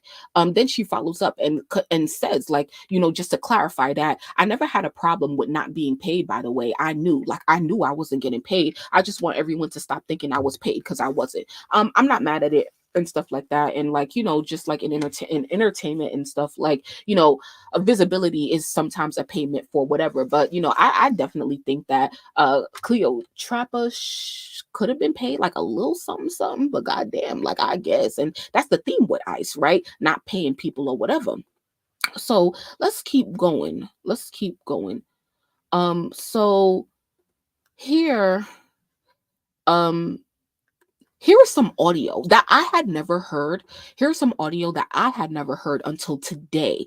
And so if you have heard this before, let me know. So this is Cleo talking about like Ice and their situation or whatever. I don't know.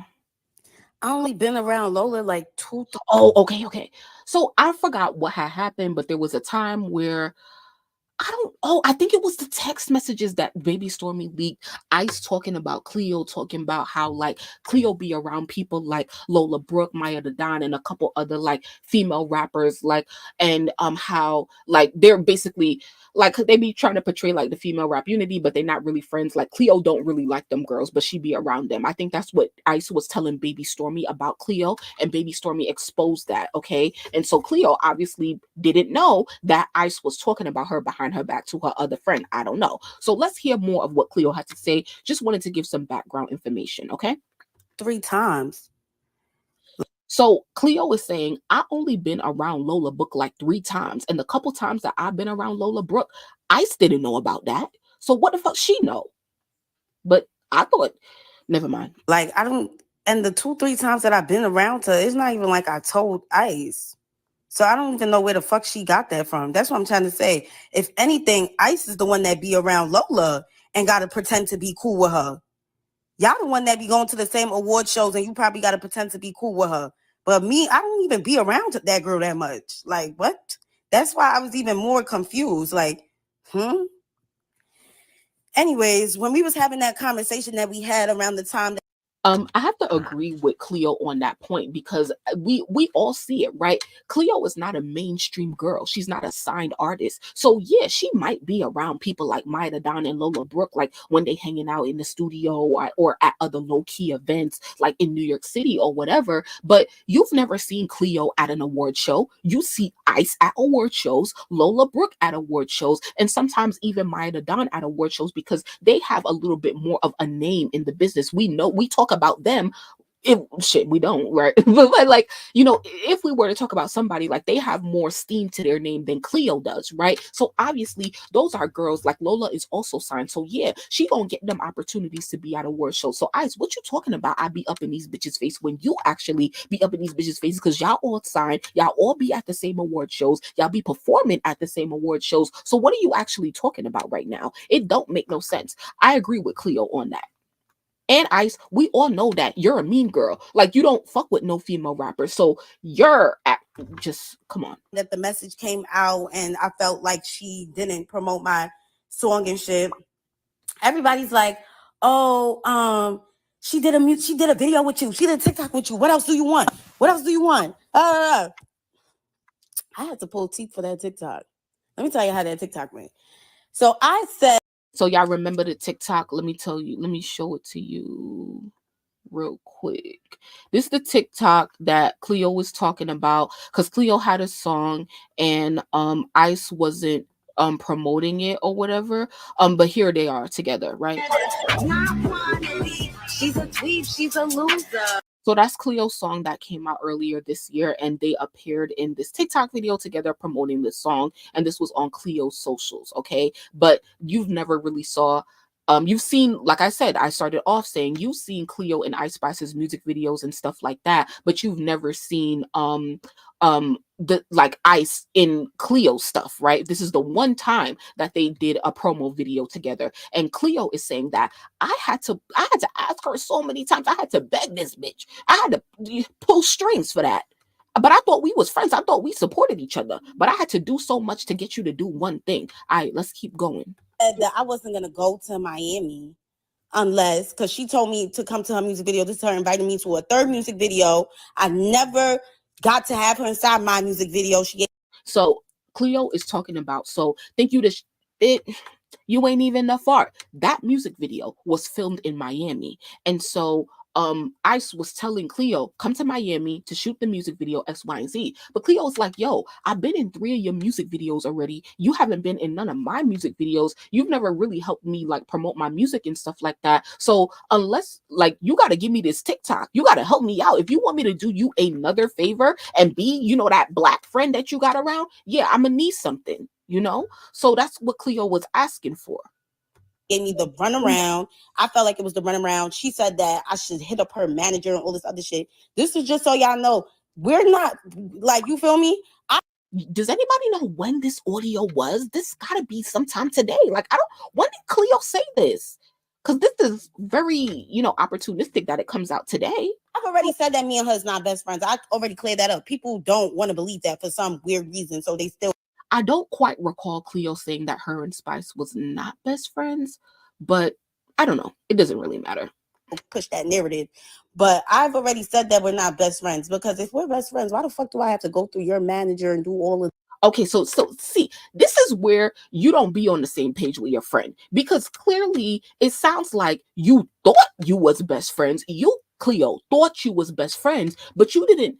In your mind, you didn't say, oh, this girl not my friend, until I had to do so much just to get her to help me out, right? Cleo is giving. Cleo was like, after she found like, oh, I gotta do this much just to get you to help me out a little bit. Oh, clearly you not my friend, but you should have been knew that wasn't your best friend. That's what I say. Like, people be putting labels on people who they don't deserve that. Yeah, that's your friend, that's your acquaintance or whatever, but that's not your best friend, and you should have known that.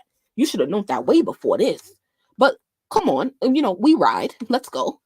It is to get you from my music video. Like, that shit was mad confusing.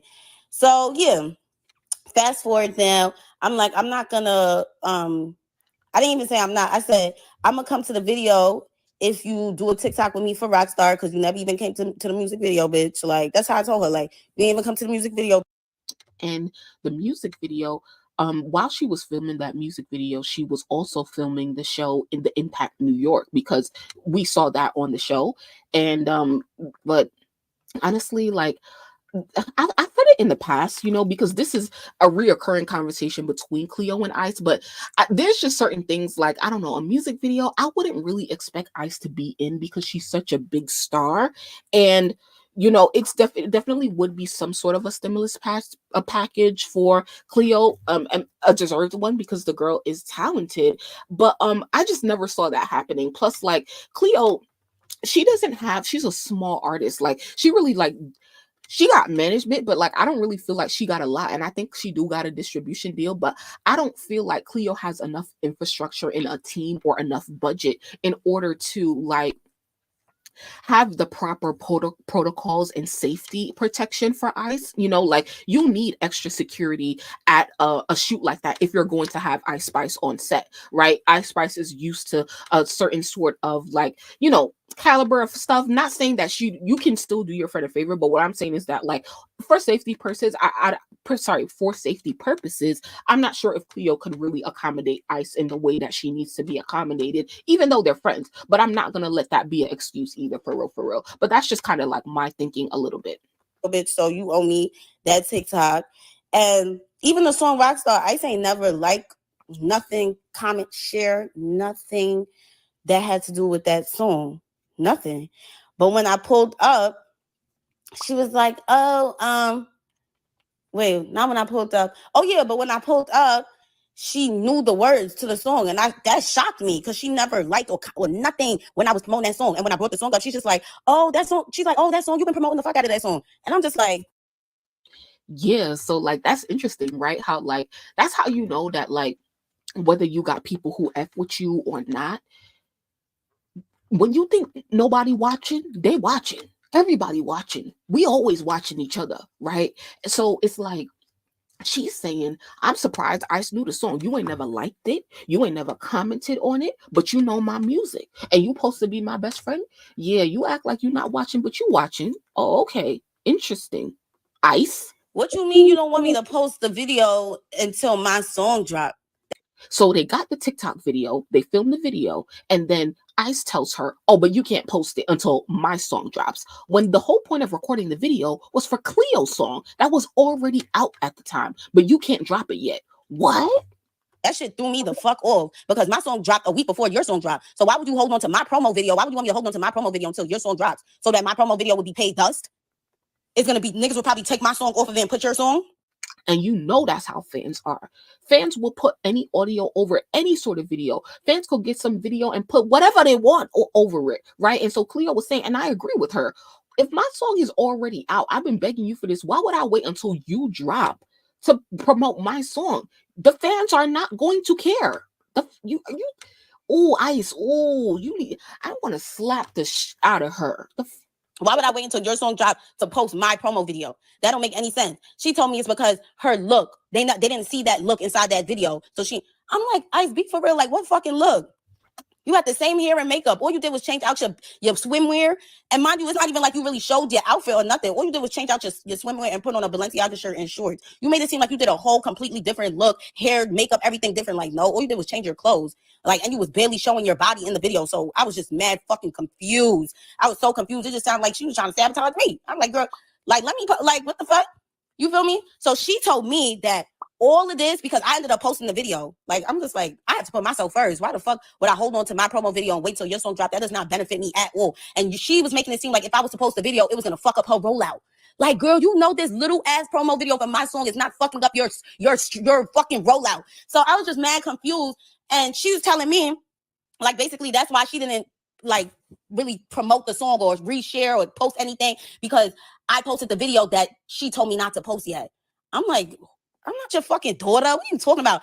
Ooh, I'm sorry. I must have not got this far in the recording when I was listening earlier. Ooh, no shame. I'm on Cleo's side. What you think, you punishing me or something because I posted the video and you told me not to post it? Like, that shit was mad fucking weird to me, bro. So, because of that, you're not gonna repost the video. You're not gonna share the song, nothing, because I posted my promo video a week before your song dropped instead of waiting until after your song dropped. That was crazy to me. That was mad crazy. And I can't believe that was even like said. Like, I was just lost. So clearly that's where everything started falling apart from them, if not already. And I don't know. I wonder have Ice always been like this, or did she just let fame like gas her up so much? Because it's like, damn, like, once again, you have this like soft, innocent look about you. You don't say much, yet you trifling as fuck. You are trifling. You are truly trifling. And that's why you're flopping, because your karma is coming back to you. The way that you treated Nicki, the way that you treated Cleo, this is disgusting. Truly. Oh, sound? Wait, what happened? Can y'all hear me? You should be able to. But yeah, I don't, my thing not mute. But yeah, this is truly disgusting, the way that Ice Spice works. Okay, y'all can hear you. Okay. All right, yeah, it's like Ice Spice is just truly trifling, and she takes advantage of people, and she does not like replicate like the same support that she expects from people and stuff like that. Ice, you're done. You're done. You're absolutely done. You've been done. I really have nothing to say about you, but like this is really like the icing on the cake. And you couldn't even pay the girl. All of that, right? I mean, and you know what? Even though Ice had taken her on tour and stuff like that, I knew that it wasn't all good between them. I knew it wasn't all good. I knew that something was off between them. But I'm glad that I still took her on tour so that she could get the so that she could get the exposure and the experience. And Ice, that's the least you could do, you know, for your friend and stuff like that. So shout out to her for doing that. But yeah, like Ice Spice has always clinged on to others for her career or to make herself look better, and she doesn't do, you know, like the same for others, or doesn't treat them like with the same respect that they give her. Ice Spice, you're just done. You're absolutely done. So there was one thing I want to. Oh, okay. So like, wait. All right, let me just come to this. So, yeah, Cleo says that she never had a problem with not being paid, and I can respect that, you know. But here's the thing, is that Ice, you do have a history of not paying people. Like here, this person pointed out, the lady who made wigs for her tour never got paid. Ice never paid her end of her agreement with Nicki. Cleotrapa is now saying Ice didn't pay her for that tour. So you have a history of not paying people, but you look like you get so much money. Is the sound off? Wait, why is somebody asking that? Hello? You might be delayed. Oh, okay. I hope I'm not delayed, because I do feel like you guys' responses are a little delayed, but my mic everything is good. So maybe I am delayed. Okay. Sorry about that. Okay. All right, thank you guys. But yeah, so I forgot what I was saying, but okay. Thank you. Sorry. But yeah, you have a history of not paying people. You have a history of not upholding your end of the bargain with people, and that's not, you're clearly all about yourself. You don't care about anybody else, and that's not a good reputation to have, you know, in your personal life or in business. For real, for real. Ice Spice, you and your team move shiesty out here. Y'all will be going down. Y'all will be going down. Let me see if I could find what's her manager name. James Rosemond. Here he is. Yeah, I just want, let me see what these niggas been up to. This her manager right here. If y'all don't know, this black boy here, Riot or whatever. I see you're going down. The way y'all treat people is disgusting. For real, for real.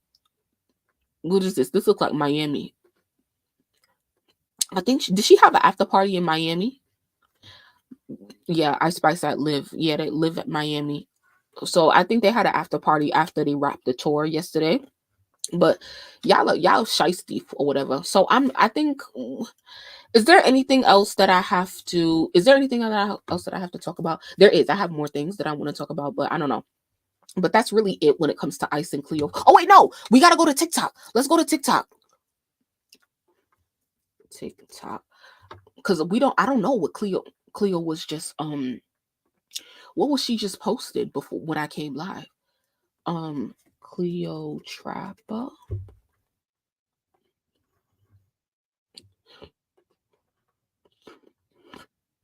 Ooh, child. Ooh, child. The tea.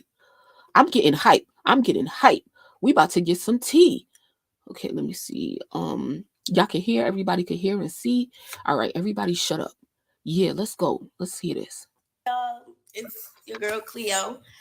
So y'all know me. I've always been vocal.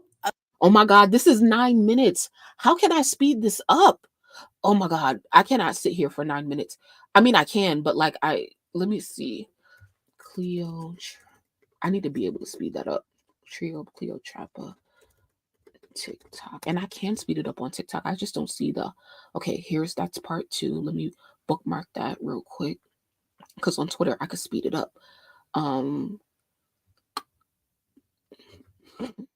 Why they don't have part 1? Hold on. Part 2. Part 2. Why you post part 2 and don't post part 1? You dummy.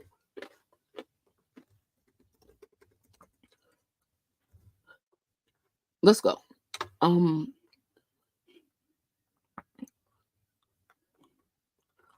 Let me make sure y'all not seeing. Okay, I'm sorry, Crystal. I'm sorry. Everything about literally everything. Nobody can shut me up. Nobody can silence me. Like, was you silenced or was you silenced?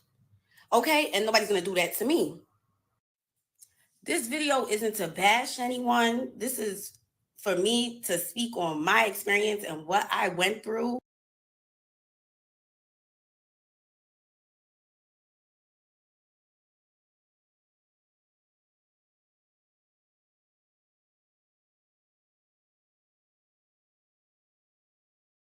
What's up? What's up, y'all?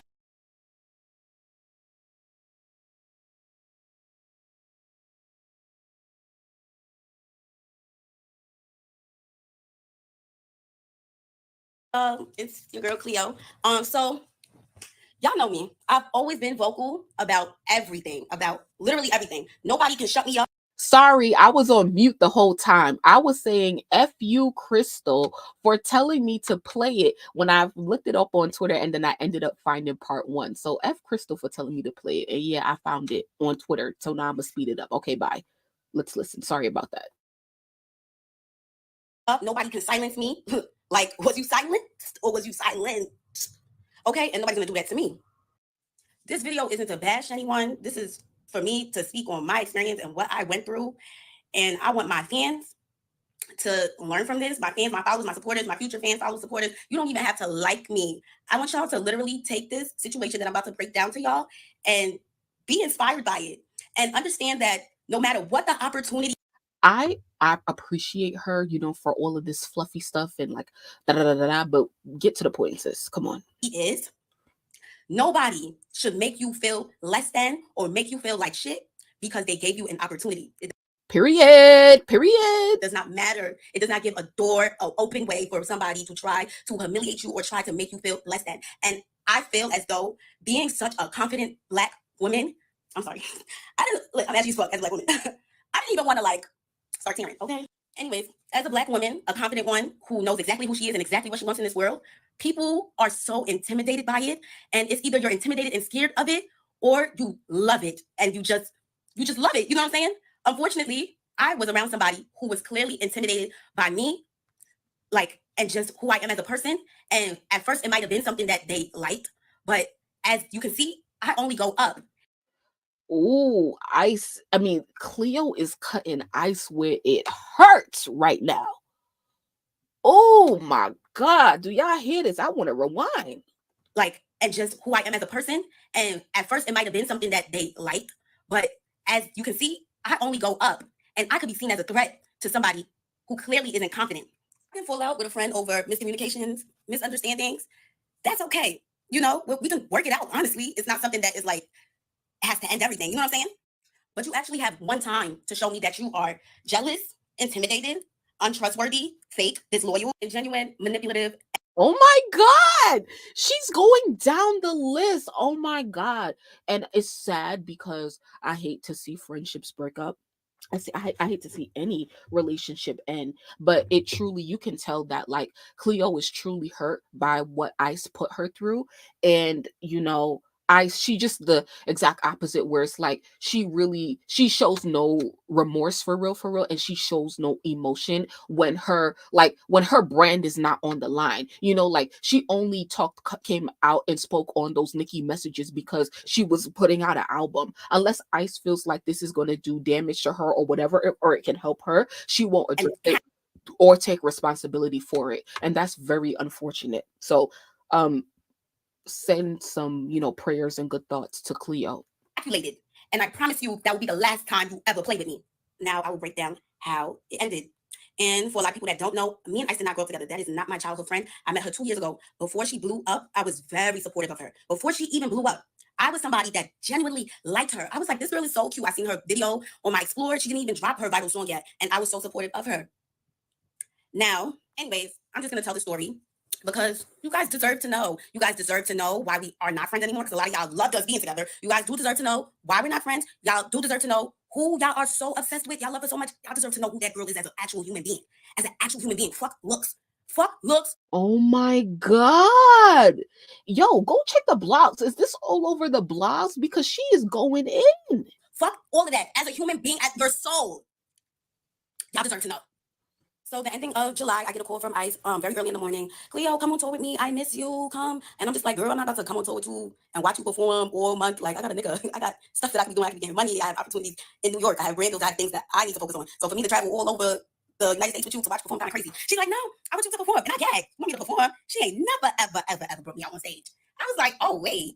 Okay. Like, I guess this girl, in my head, this is what I'm thinking. I'm like, I guess she's really trying to make up for that fake shit that got exposed like a month ago. Like, she's really trying to, like, be an actual friend, because that shit was weird as fuck. And I checked her about that shit. And even for her to apologize was like pulling teeth. Like, girl, you got calling your friend jealous for no fucking reason. And her excuse was that I didn't speak up when I was asked if she was Nigerian. Like, girl, I met you a month before that video. I didn't even know you was Nigerian. So that was kind of weird. Wow. Hold on. I love this right here. This the tea. Was that I didn't speak up when I was asked if she was Nigerian. Like, girl, I met you a month before that video. I didn't even know you was Nigerian. So that was kind of weird to me too, that she was upset at me for not knowing if she was Nigerian. And she said that you could have at least said I was black. Like, girl, I didn't even know you. Am I your PR? Am I supposed to be clearing up every time somebody's asking about you being black or Nigerian? Like, that's not my role. And I don't even know you. So I was so confused. Anyways, we moved that. Anyways, after that situation that had happened with her ex-best friend exposing her for calling like just about everybody jealous, that was kind of like sick too, because why do you think everybody's jealous of you? She literally tried to link me being jealous of her with that interview of me not knowing if she was Nigerian. And I'm just like, girl, are you crazy? And she never said that she felt the way. And it was just like, I didn't even know that she was mad at me. She's just in messages talking about me. So she tells me, like, I think everybody's jealous of me. Don't take offense to it. I say that about everybody. I say that everybody's jealous of me. I didn't say that about my mom. Like, that's kind of sick. But okay. I'm crying. Oh my God. Okay. Like, okay. Fast forward though, I started thinking that a lot of the things that Ice was doing was calculated. Like, even the thing after her best friend exposing her, it was like, oh, like, let's go to the basketball game. Come with me to this basketball game. I'm thinking like, oh my God, because I'm really picturing all of that shit. Like, the text messages happened, and then they did pull up to the basketball game together, and she was sitting next to her courtside and shit like that. Yo, Ice, you are really fucking trifling, yo. Yo, I want to get on Ice the way I got on Cardi. I truly, every time I talk about Ice, I always say, I feel like I never give Ice the lashings that she truly deserves. I feel like I could really get down and really drag that girl, but I really be trying to keep it professional on YouTube, for real. But, ooh, the files is growing, bitch. She just wanted me to come with her to a basketball game. Like, maybe she's trying to make it up. I don't know why I kept thinking like she was trying to make it up for being like caught being fake. But it was just like, even the basketball game, it was like one day later, she's like dropping the song. It's like every time she's like inviting me out, because we never chilled on some like chill shit. Wow. Yo, you telling me? So at what point? Because Cleo made it clear, like, oh, like, we was not best friends, and I wasn't her best friend because she made me go to her manager just for a TikTok video. So clearly we not best friends.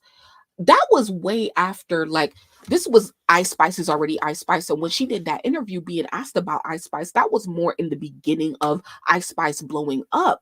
But my thing is, it's like, why did you, I mean, okay, this is what I was going to ask. I was going to ask, why would you even let that narrative run that you and her were best friends if you dead met her a month before you did that interview and you didn't know anything about her? But at the same time, I can't even say that because Cleo, even though she's talented and she been who she was before she became friends with Ice, she still needed Ice's clout because her being seen with Ice does something for her as well.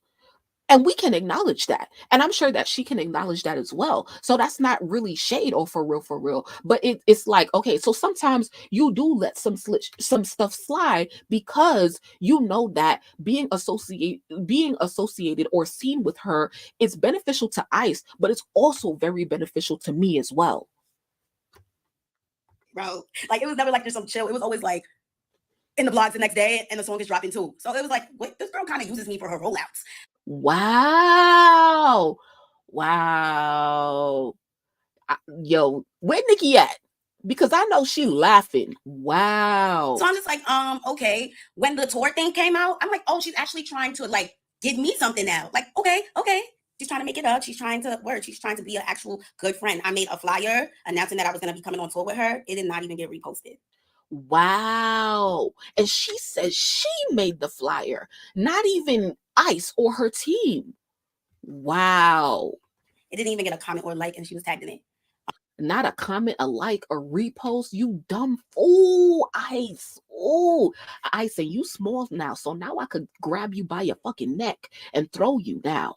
Yeah. The bill, it didn't even have my name on it. Like just about nobody knew I was coming on tour. It was like a special guest. Like she didn't even like shine any sort of like her own light on me. It was like kind of like all me. Like I want my things to come out. Like she didn't really try to like mesh me in with her actual fan base or try to like put her fan base onto me. Very calculated, you know? It was just giving like, oh, let's let Cleo eat, but we gonna give her crumbs. Like we gonna shine light on her, but let's dim it. You know what I'm saying? It just gave that so much. Online says the show starts at 8. It would even say 9 sometimes. And guess what time I was going on? At 7:30, 7:45. I was going on before the show starts. So that was kind of weird in itself. I had no idea what to expect going on tour. I had no idea until I got on tour and started seeing certain things. And I'm just like, wait, why don't I have that?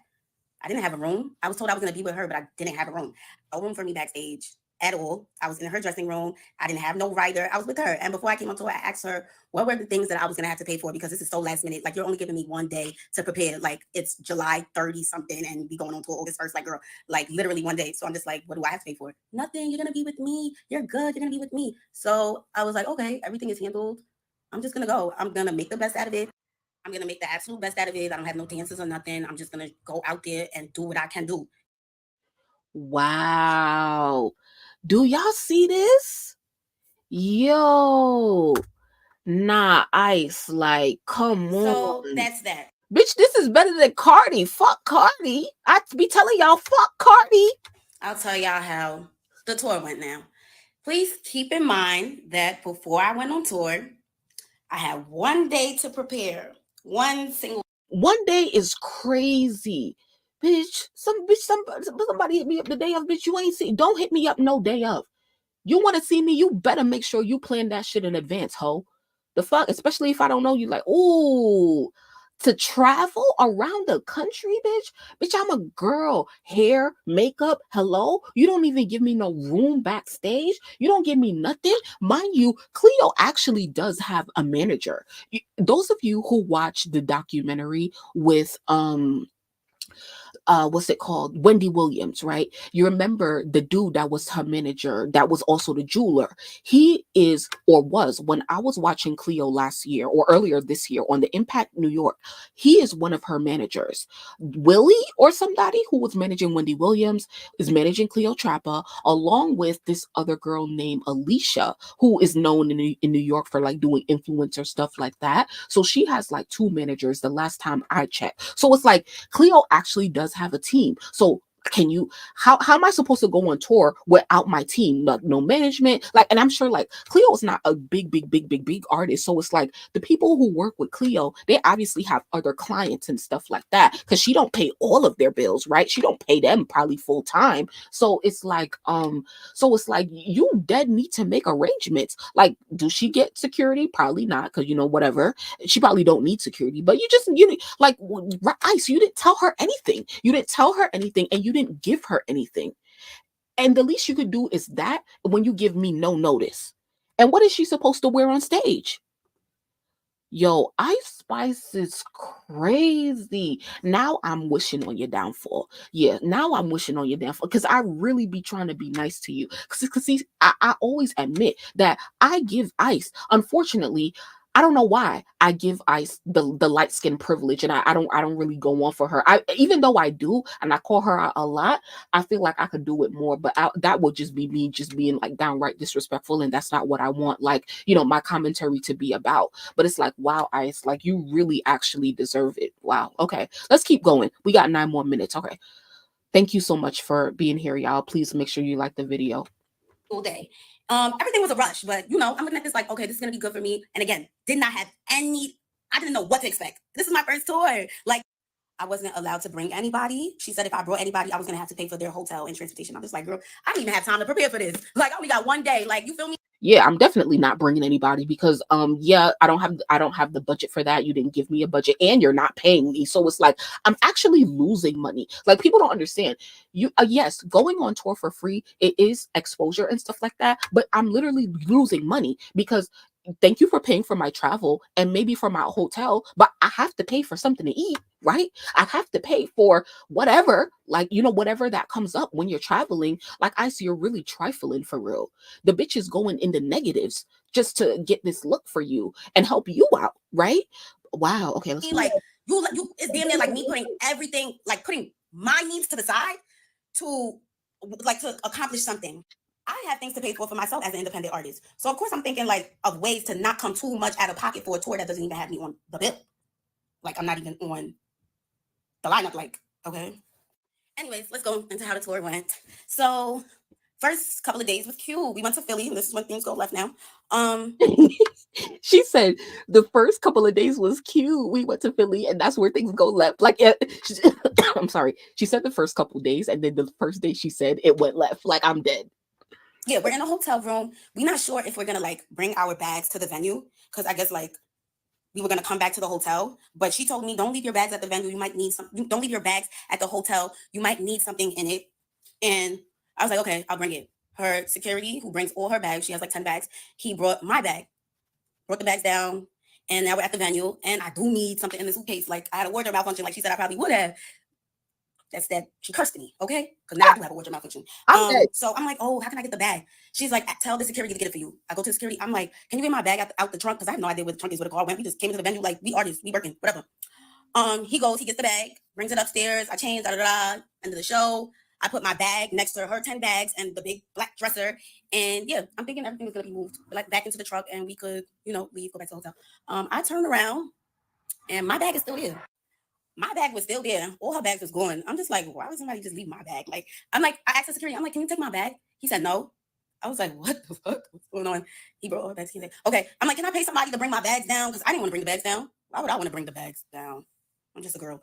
So I'm asking around, nobody's word. So I'm like, all right, let me bring the bags. I'm tight though. I'm tight. Like, I'm not used to this stuff. Like, what the fuck? I'm just supposed to be performing. Need I remind you, I'm not even allowed to bring somebody on tour with me. So I didn't really have anybody helping me. It was just me. But I feel like she could have simply said to the security, like, take Cleo's bag. Don't forget Cleo's bag. But I got a sense that she just wanted me to struggle. And that's kind of fucked up as like a friend. Like, so I carry the bags. I take one duffel bag. I'm walking down.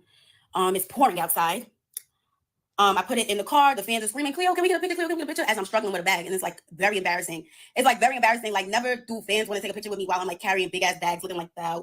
I had to make a second trip for the suitcase. I made the second trip for the suitcase. Do it again. Raining outside, dragging the suitcase, fans in my face. It was so fucking humiliating. I was like, what the fuck?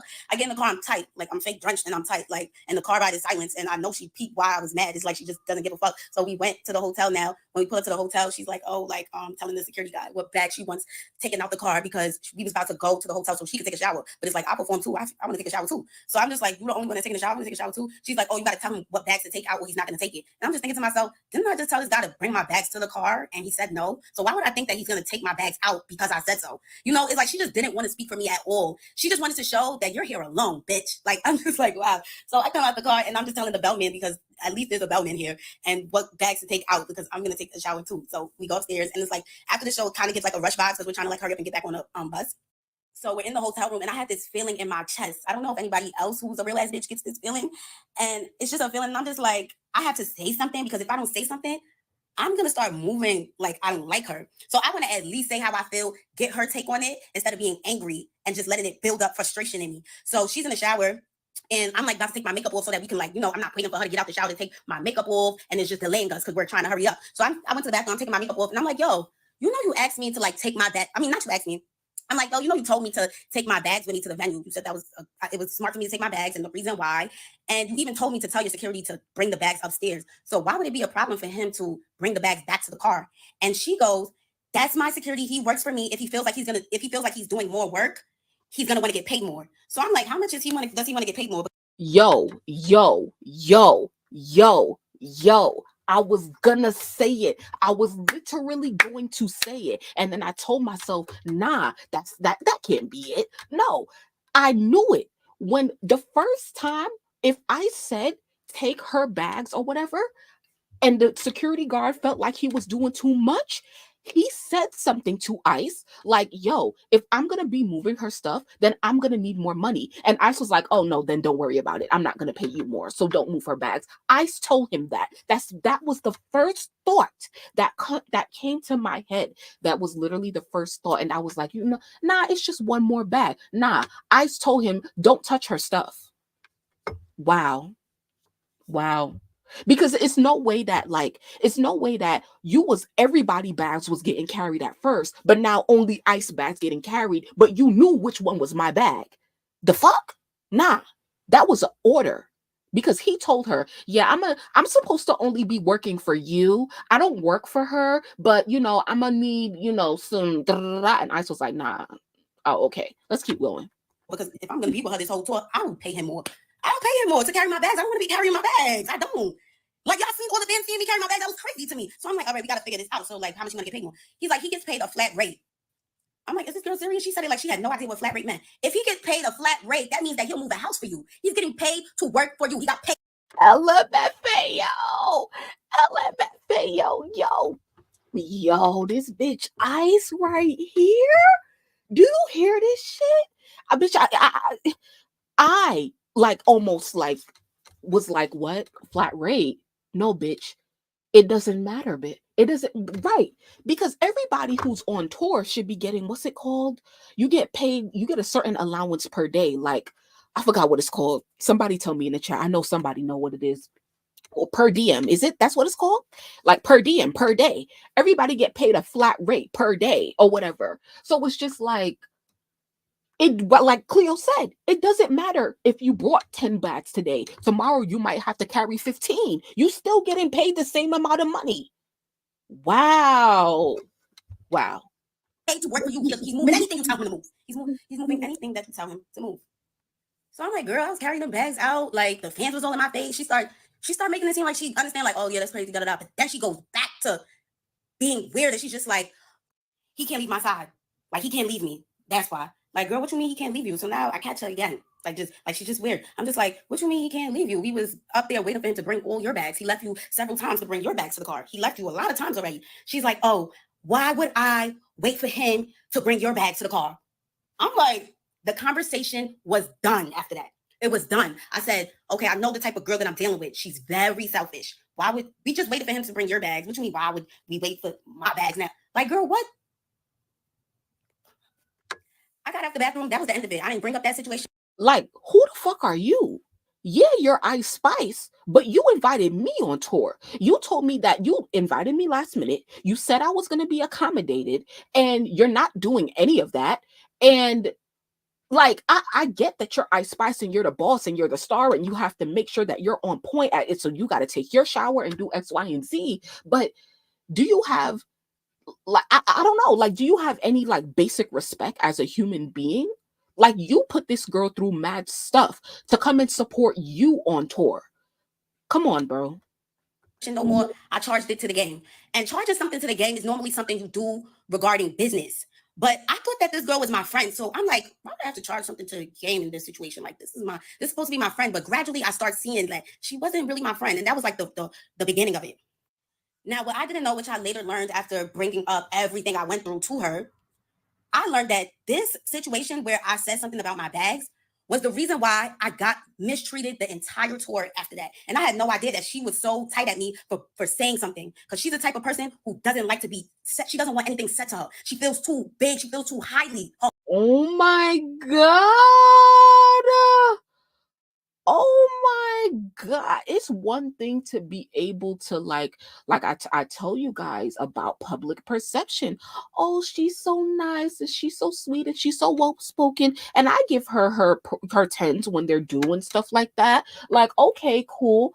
But it's like, you really are like that. Like, you really are trifling. You're really down low and you really are full of yourself. Wow. Like, the quirky panda, one thing about the pink lady, she may tell a joke, but she will never tell a lie. Ice is a user and a trifling asshole.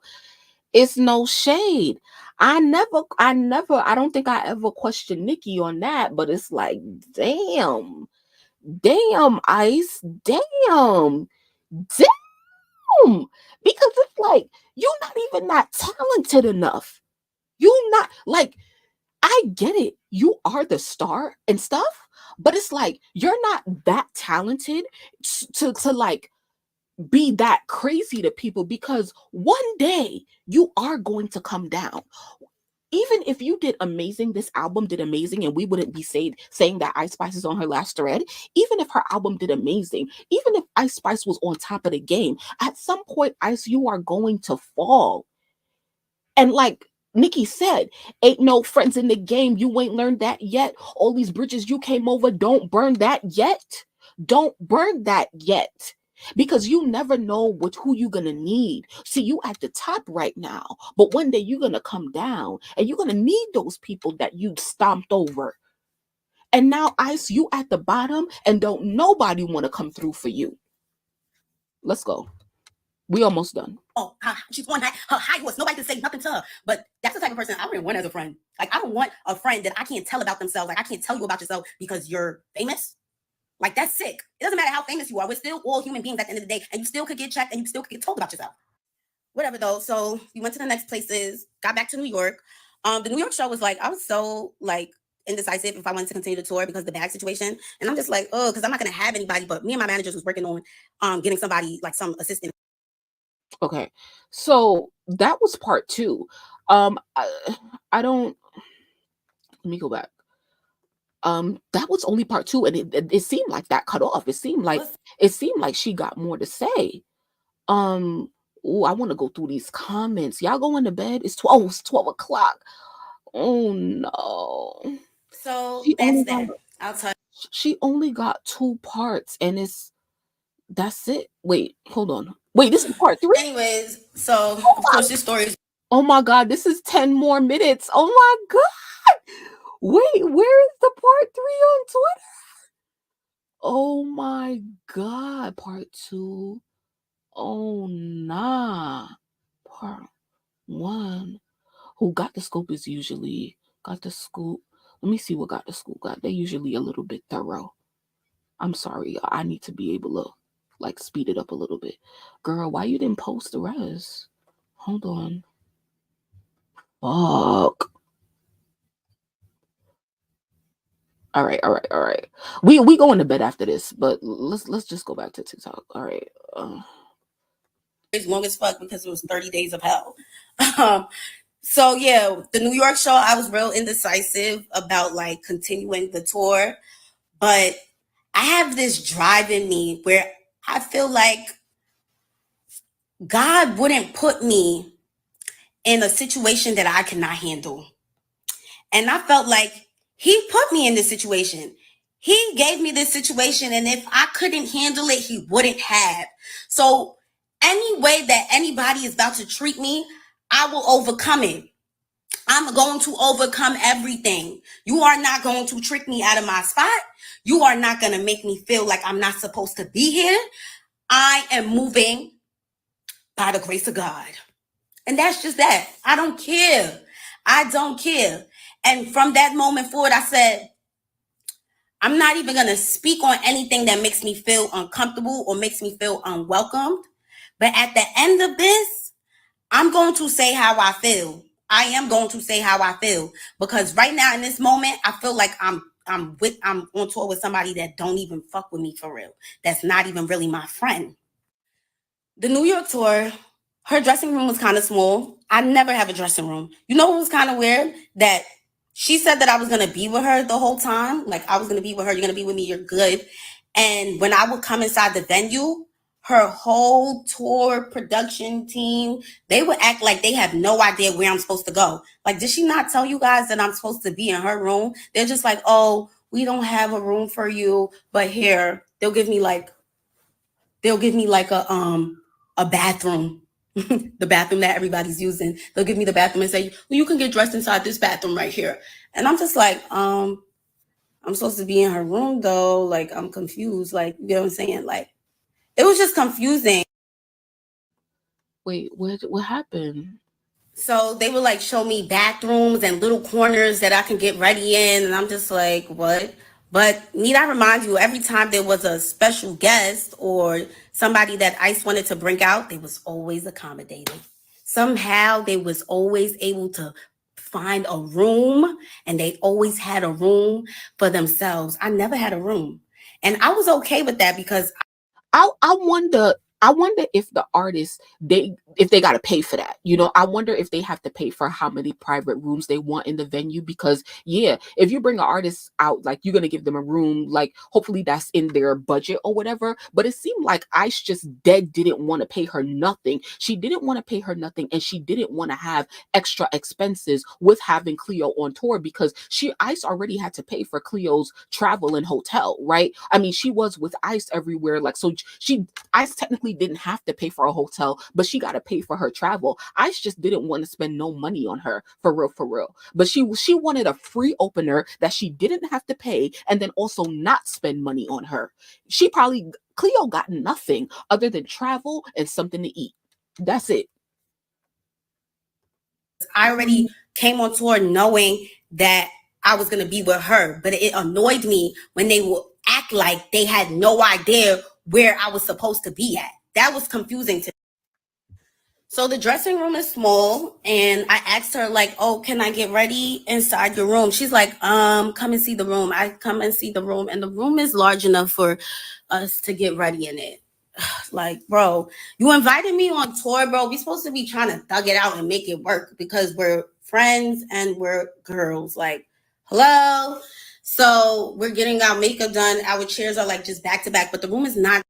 I'm sorry, Cleo, she's a good storyteller, and she's also funny. You know, she's a comedian, but she's funny in the way that she tells her story. I hope that she does stand-up comedy, and I hope that she tells this a part of it, because this shit right here, this shit funny. She could make it, and she could make it even funnier, although it's sad, but it's funny. Ciao. It's not like. Oh, and guys, this was posted 29 minutes ago while we're here. Part 1 and 2 was posted 2 hours ago when I first came live. We'll see if if it ends at part 3, or if there's more to it.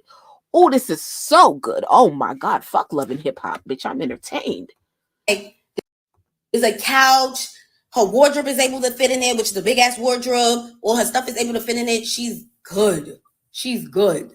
And I'm good too. I give her space. After I'm done dressing up, I get out the room. I do not sit around in the room and shit, because she don't even allow niggas to sit in the room. She just give niggas the boot, like, anytime she feel like it, which was kind of like weird too, because, like, girl, why I can't just sit in the room and chill? Like, whatever. So, oh yeah, I forgot. That's because she was tight ever since the Philly show when I said something about the luggage. That is why everything was weird afterwards. Now, I put my bag, literally a tote, on the side of her couch, and she knows it's mine because she knows that's my bag. I put it on the side of the couch. Her mom and her little sister came in the room, so everybody got out the room, like an hour goes by. I, like, go downstairs. I walk past the room. I see my bag, like my Telfar bag, outside of her door. And I'm just like, wait, why would they kick this little bag out? Like, this little bag was on the side of the couch. Like, why would it need to be kicked out the room? But it's crazy now, a few days later, and I'm not accusing anybody of nothing. It could have been anybody. You know what I'm saying? It could have been somebody that walked past the door and seen a bag in the front of Ice door. My card was used. What? $700 and something was used. What? What? What? Ice. Yo. Hold on. Let me just find what I'm gonna say. Ice, you're so fucking stupid. If anything happens to Cleo's bag, back to the situation in Philly when the security didn't carry her bag. Do you not know if her bag is not taken care of and it is left somewhere, her shit could have got left? And knowing my dumb ass, if I was Cleo, I would have forgot my shit somewhere because I thought security had me. And bitch, I'd be high, you know? So like,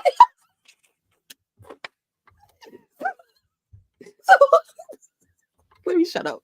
Anyway, so like, wow. Okay. But here's the thing. In any situation, if you're not looking out for the bag, you dumb fuck, if the girl loses her bag, you dumb fuck, you guys are gonna have to go shopping for fucking clothes, meaning you're gonna have to spend more money and more time because you weren't careful enough. So why aren't you being careful? You should be treating her shit like it's your shit. Tour and traveling is very stressful. You lose one thing, now you have to take time out of travel to replace it. Ice, you're stupid. You're literally stupid. At one of those designer retail websites like Essence or something. I was so gagged. I was just like, what? But of course, call my bank, got my money back. I didn't even make it a thing. But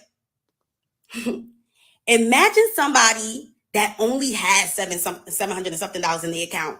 And like, yo, and just imagine how other people could react to that. Like, they would be so fucking gagged, bro. I'm just like, whatever. You know, that's crazy.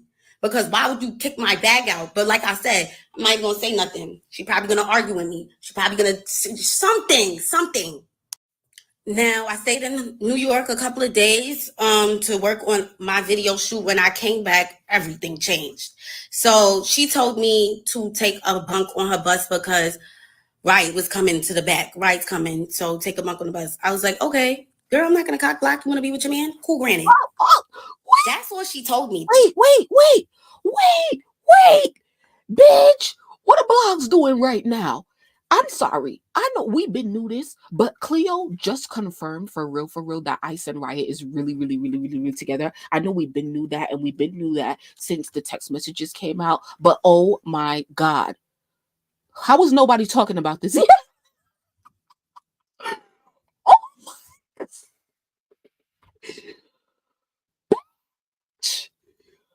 bitch. Oh, I'm gonna be dying listening back to this. Oh my God.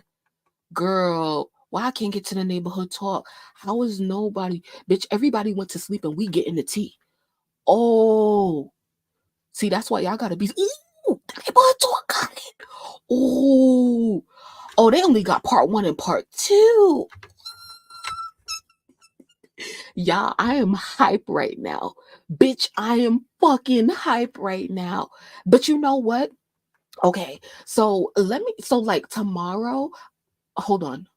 Your browser has lost connection to your screen share audio. Try sharing your screen again. Hold on. Can you guys see or like tell me if you can see the screen, if you can see or hear the screen. Let me just stop it and then share again because we don't have time. We're about to be done. Okay, so hopefully y'all can hear this. Let's rewind it a little bit. Okay. All right, cool. So we're going to get through this. Okay. We're going to get through this and then we're going to go to bed and then we're going to have a good day tomorrow. And then tomorrow night, we have to come back and we are going to go through the comment section of the blogs and see what people have to say. It's too fucking early now. This bitch is just got posted. This shit is just getting posted. I want to go through the comments. Okay. We are coming back tomorrow to look at the comment sections of all the blogs. All right. I'm just telling y'all now. Back, everything changed. So she told me to take a bunk on her bus because Riot was coming to the back. Riot's coming, so take a bunk on the bus. I was like, okay, girl, I'm not gonna cock block. You want to be with your man? Cool, granted. That's what she told me though.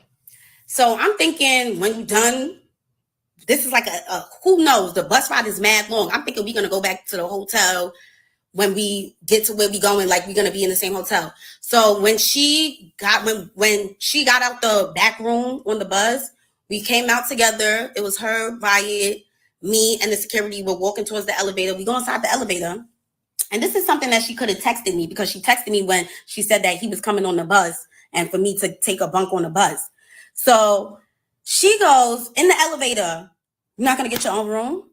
I was like, "What?" I didn't know I was getting my own room. I was back confused. I'm like, "Oh, that's what I was trying to understand." And I stopped the elevator door from opening. Girl, why you can't say nothing to nobody? Like, why do you always try to give like an embarrassment kind of vibe? Like, it's not even embarrassing, but it's like, that's the vibe that you make it seem like you try to give all the time. Like, girl, you could have texted me that. "Cleo, make sure you get your own room. This is the hotel we staying at." Like, damn, why we gotta get to the hotel and you telling me you're not gonna get your own room? Like, I could have had the room booked already before we got here, boo.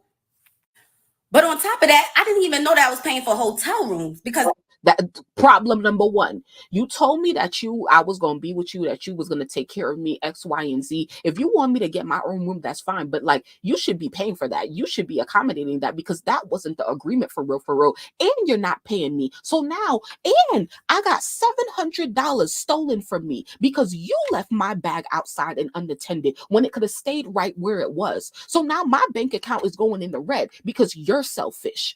Ooh. They're staying at five-star hotel rooms every place. Her label's covering everything. Label. Everything's covered. You know what I'm saying? I'm an independent artist. Why would I come on this tour knowing that I had one day to prepare? Now I'm going to have to pay for five-star hotels in every city. This is not something that I signed up for. This is not something that I was prepared for. This is not something that I told my label about. Maybe they could have, not even maybe, they would have helped me. But you gave me one single day to prepare for a tour that you knew about months ago. That's so crazy to me. But we know why now. We know now that you added me to the tour simply because you wanted to damage control. The situation with Baby Stormy was making you look crazy. You thought to yourself, and this is things that I realized after the fact. I told y'all, no shade. I gotta give Cleo some points here, because she's going all around the world and saying like, "Oh, like I just wanted to do something for her image after the Baby Storm shit." Remember, Cleo ain't said shit yet about Nicki, right? She hasn't said shit like, "Oh, you trying to clean up because you did all of that to Nicki." She hasn't used Nicki yet. So I gotta give her props, because a lot of bitches would have just started calling Nicki name. "Oh, you did that to Nicki Minaj, X, Y, and Z." So shout out to Cleo for being able to stand on her own too, and being able to still, like, give her case and whatever. I really thought that she was Yes, please, like the video, please. trying to make it up, but it wasn't a makeup matter. It was her trying to clean up everything that was going on with her. And let's add Cleo to the tour, so people think that I'm a good friend. So people think that I give opportunities to her, and I'm nice and I'm good. And that's exactly the impression that I got. Shaking my head. Her hairstylist ended up saying like, you should stay. You got your fans coming out. You already promoted it yourself. Like, your fans is coming to see you. Do it for your fans. She put that battery in my back to really, like, I had to get my head back on the swivel. Like, yo, like, make this situation what you can make it and just ignore everything else. Fuck it. And at the end of this, you will address her and you will tell her how this situation made you feel. And if she doesn't care, that was never your friend. Some people don't even know and like, they don't know how they're making you feel until you tell them. But if she doesn't care, she was never your friend. So I end up staying with the hairstylist. She let me stay inside her hotel room. Every city that we went to, I stayed with her, and she was mad nice. And it was so fun with her. Like, it really just gave, like, it was just fun. Like, it felt like how it was supposed to be with Ice, but she's fucking boring. Like, she's boring. Yo, I wish we was all in the same room right now, because I am dying laughing. She said Ice is boring. Oh my God. She doesn't want to do anything. She doesn't even want to play Uno. Like, I don't like.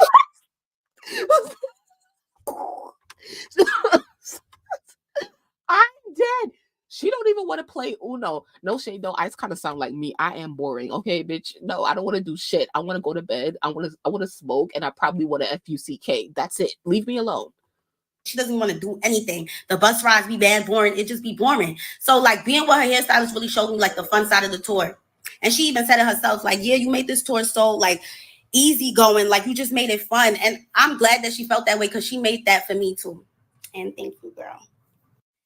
Now moving forward, this is when it starts to really feel like mistreatment and just weird stuff. So the hairstylist shows me like a menu and stuff. She's like, oh, production and whatever, they're gonna order food for everybody, pick what you want.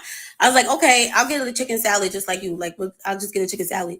Then she shows me like a message where somebody from production is like, Cleo is not a part of the budget. So oh my God. I'm just like, what? How am I not a part of the budget, but y'all invited me on tour? Like, who and why didn't they tell you? Anyways, so of course.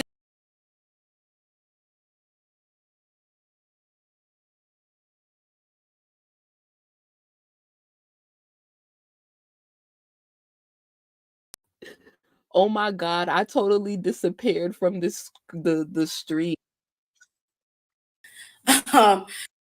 Oh my God. But like it just ended. Oh my God, guys, hold on. Hold on. Yes, let's refresh. My dumbass. Okay, so she still only got, girl, there is more to this story. Yo, it's probably only like one more part because it sounds like she's getting to the end, but we only looked at part 3 and she still wasn't done. So there is more to this story that is coming. Okay, so she's definitely going to upload, child. So yeah, like Vinci said, gotta be a part 4, 5, and 6. Oh my God. Yo, this is about to be lit. No shade. All right, guys. So I'm not gonna do too much talking because we did enough talking already. But you know, like, thank you guys so much for coming through. Thank you guys so much for staying to the end. If you did listen all the way to the end, thank you so much. And thank you as you know so much through my technical difficulties and stuff like that. This was great. This was amazing. This was a good convo. We did a deep dive tonight on what's going on between like Cardi and Nicki, but really it's nothing. It's really just Cardi talking out the side of her neck, trying to get, you know, snuffed or whatever. And then this Ice and Cleo situation. Oh, I cannot wait to see how this plays out because y'all know Ice be going through a lot of shit and she don't be addressing shit. SHIT. We have seen you be trifling in so many ways at this point, Ice. I don't even expect you to address it because you're just that trifling. There's literally nothing to your say because you're a BITCH. For real, for real. Ice, you're absolutely done. You're done. I'm done with you. I have no more like nothing to give because you're not talented to command this type of like entitlement. You're literally not that talented for real, you know? So yeah, all right guys, thank you guys so much for listening to the end. Once again, please make sure you like the video. Replay crew, everybody tell me how you feel about the topics that we talked about tonight, and we will talk soon. Okay, let's pay attention to these comment sections and to the blogs. We need all the motherfucking tea. We will be back. I will be back. Okay, I'm going to force myself to come back even if I have a crazy long day. All right, so yeah, let's talk soon. Later.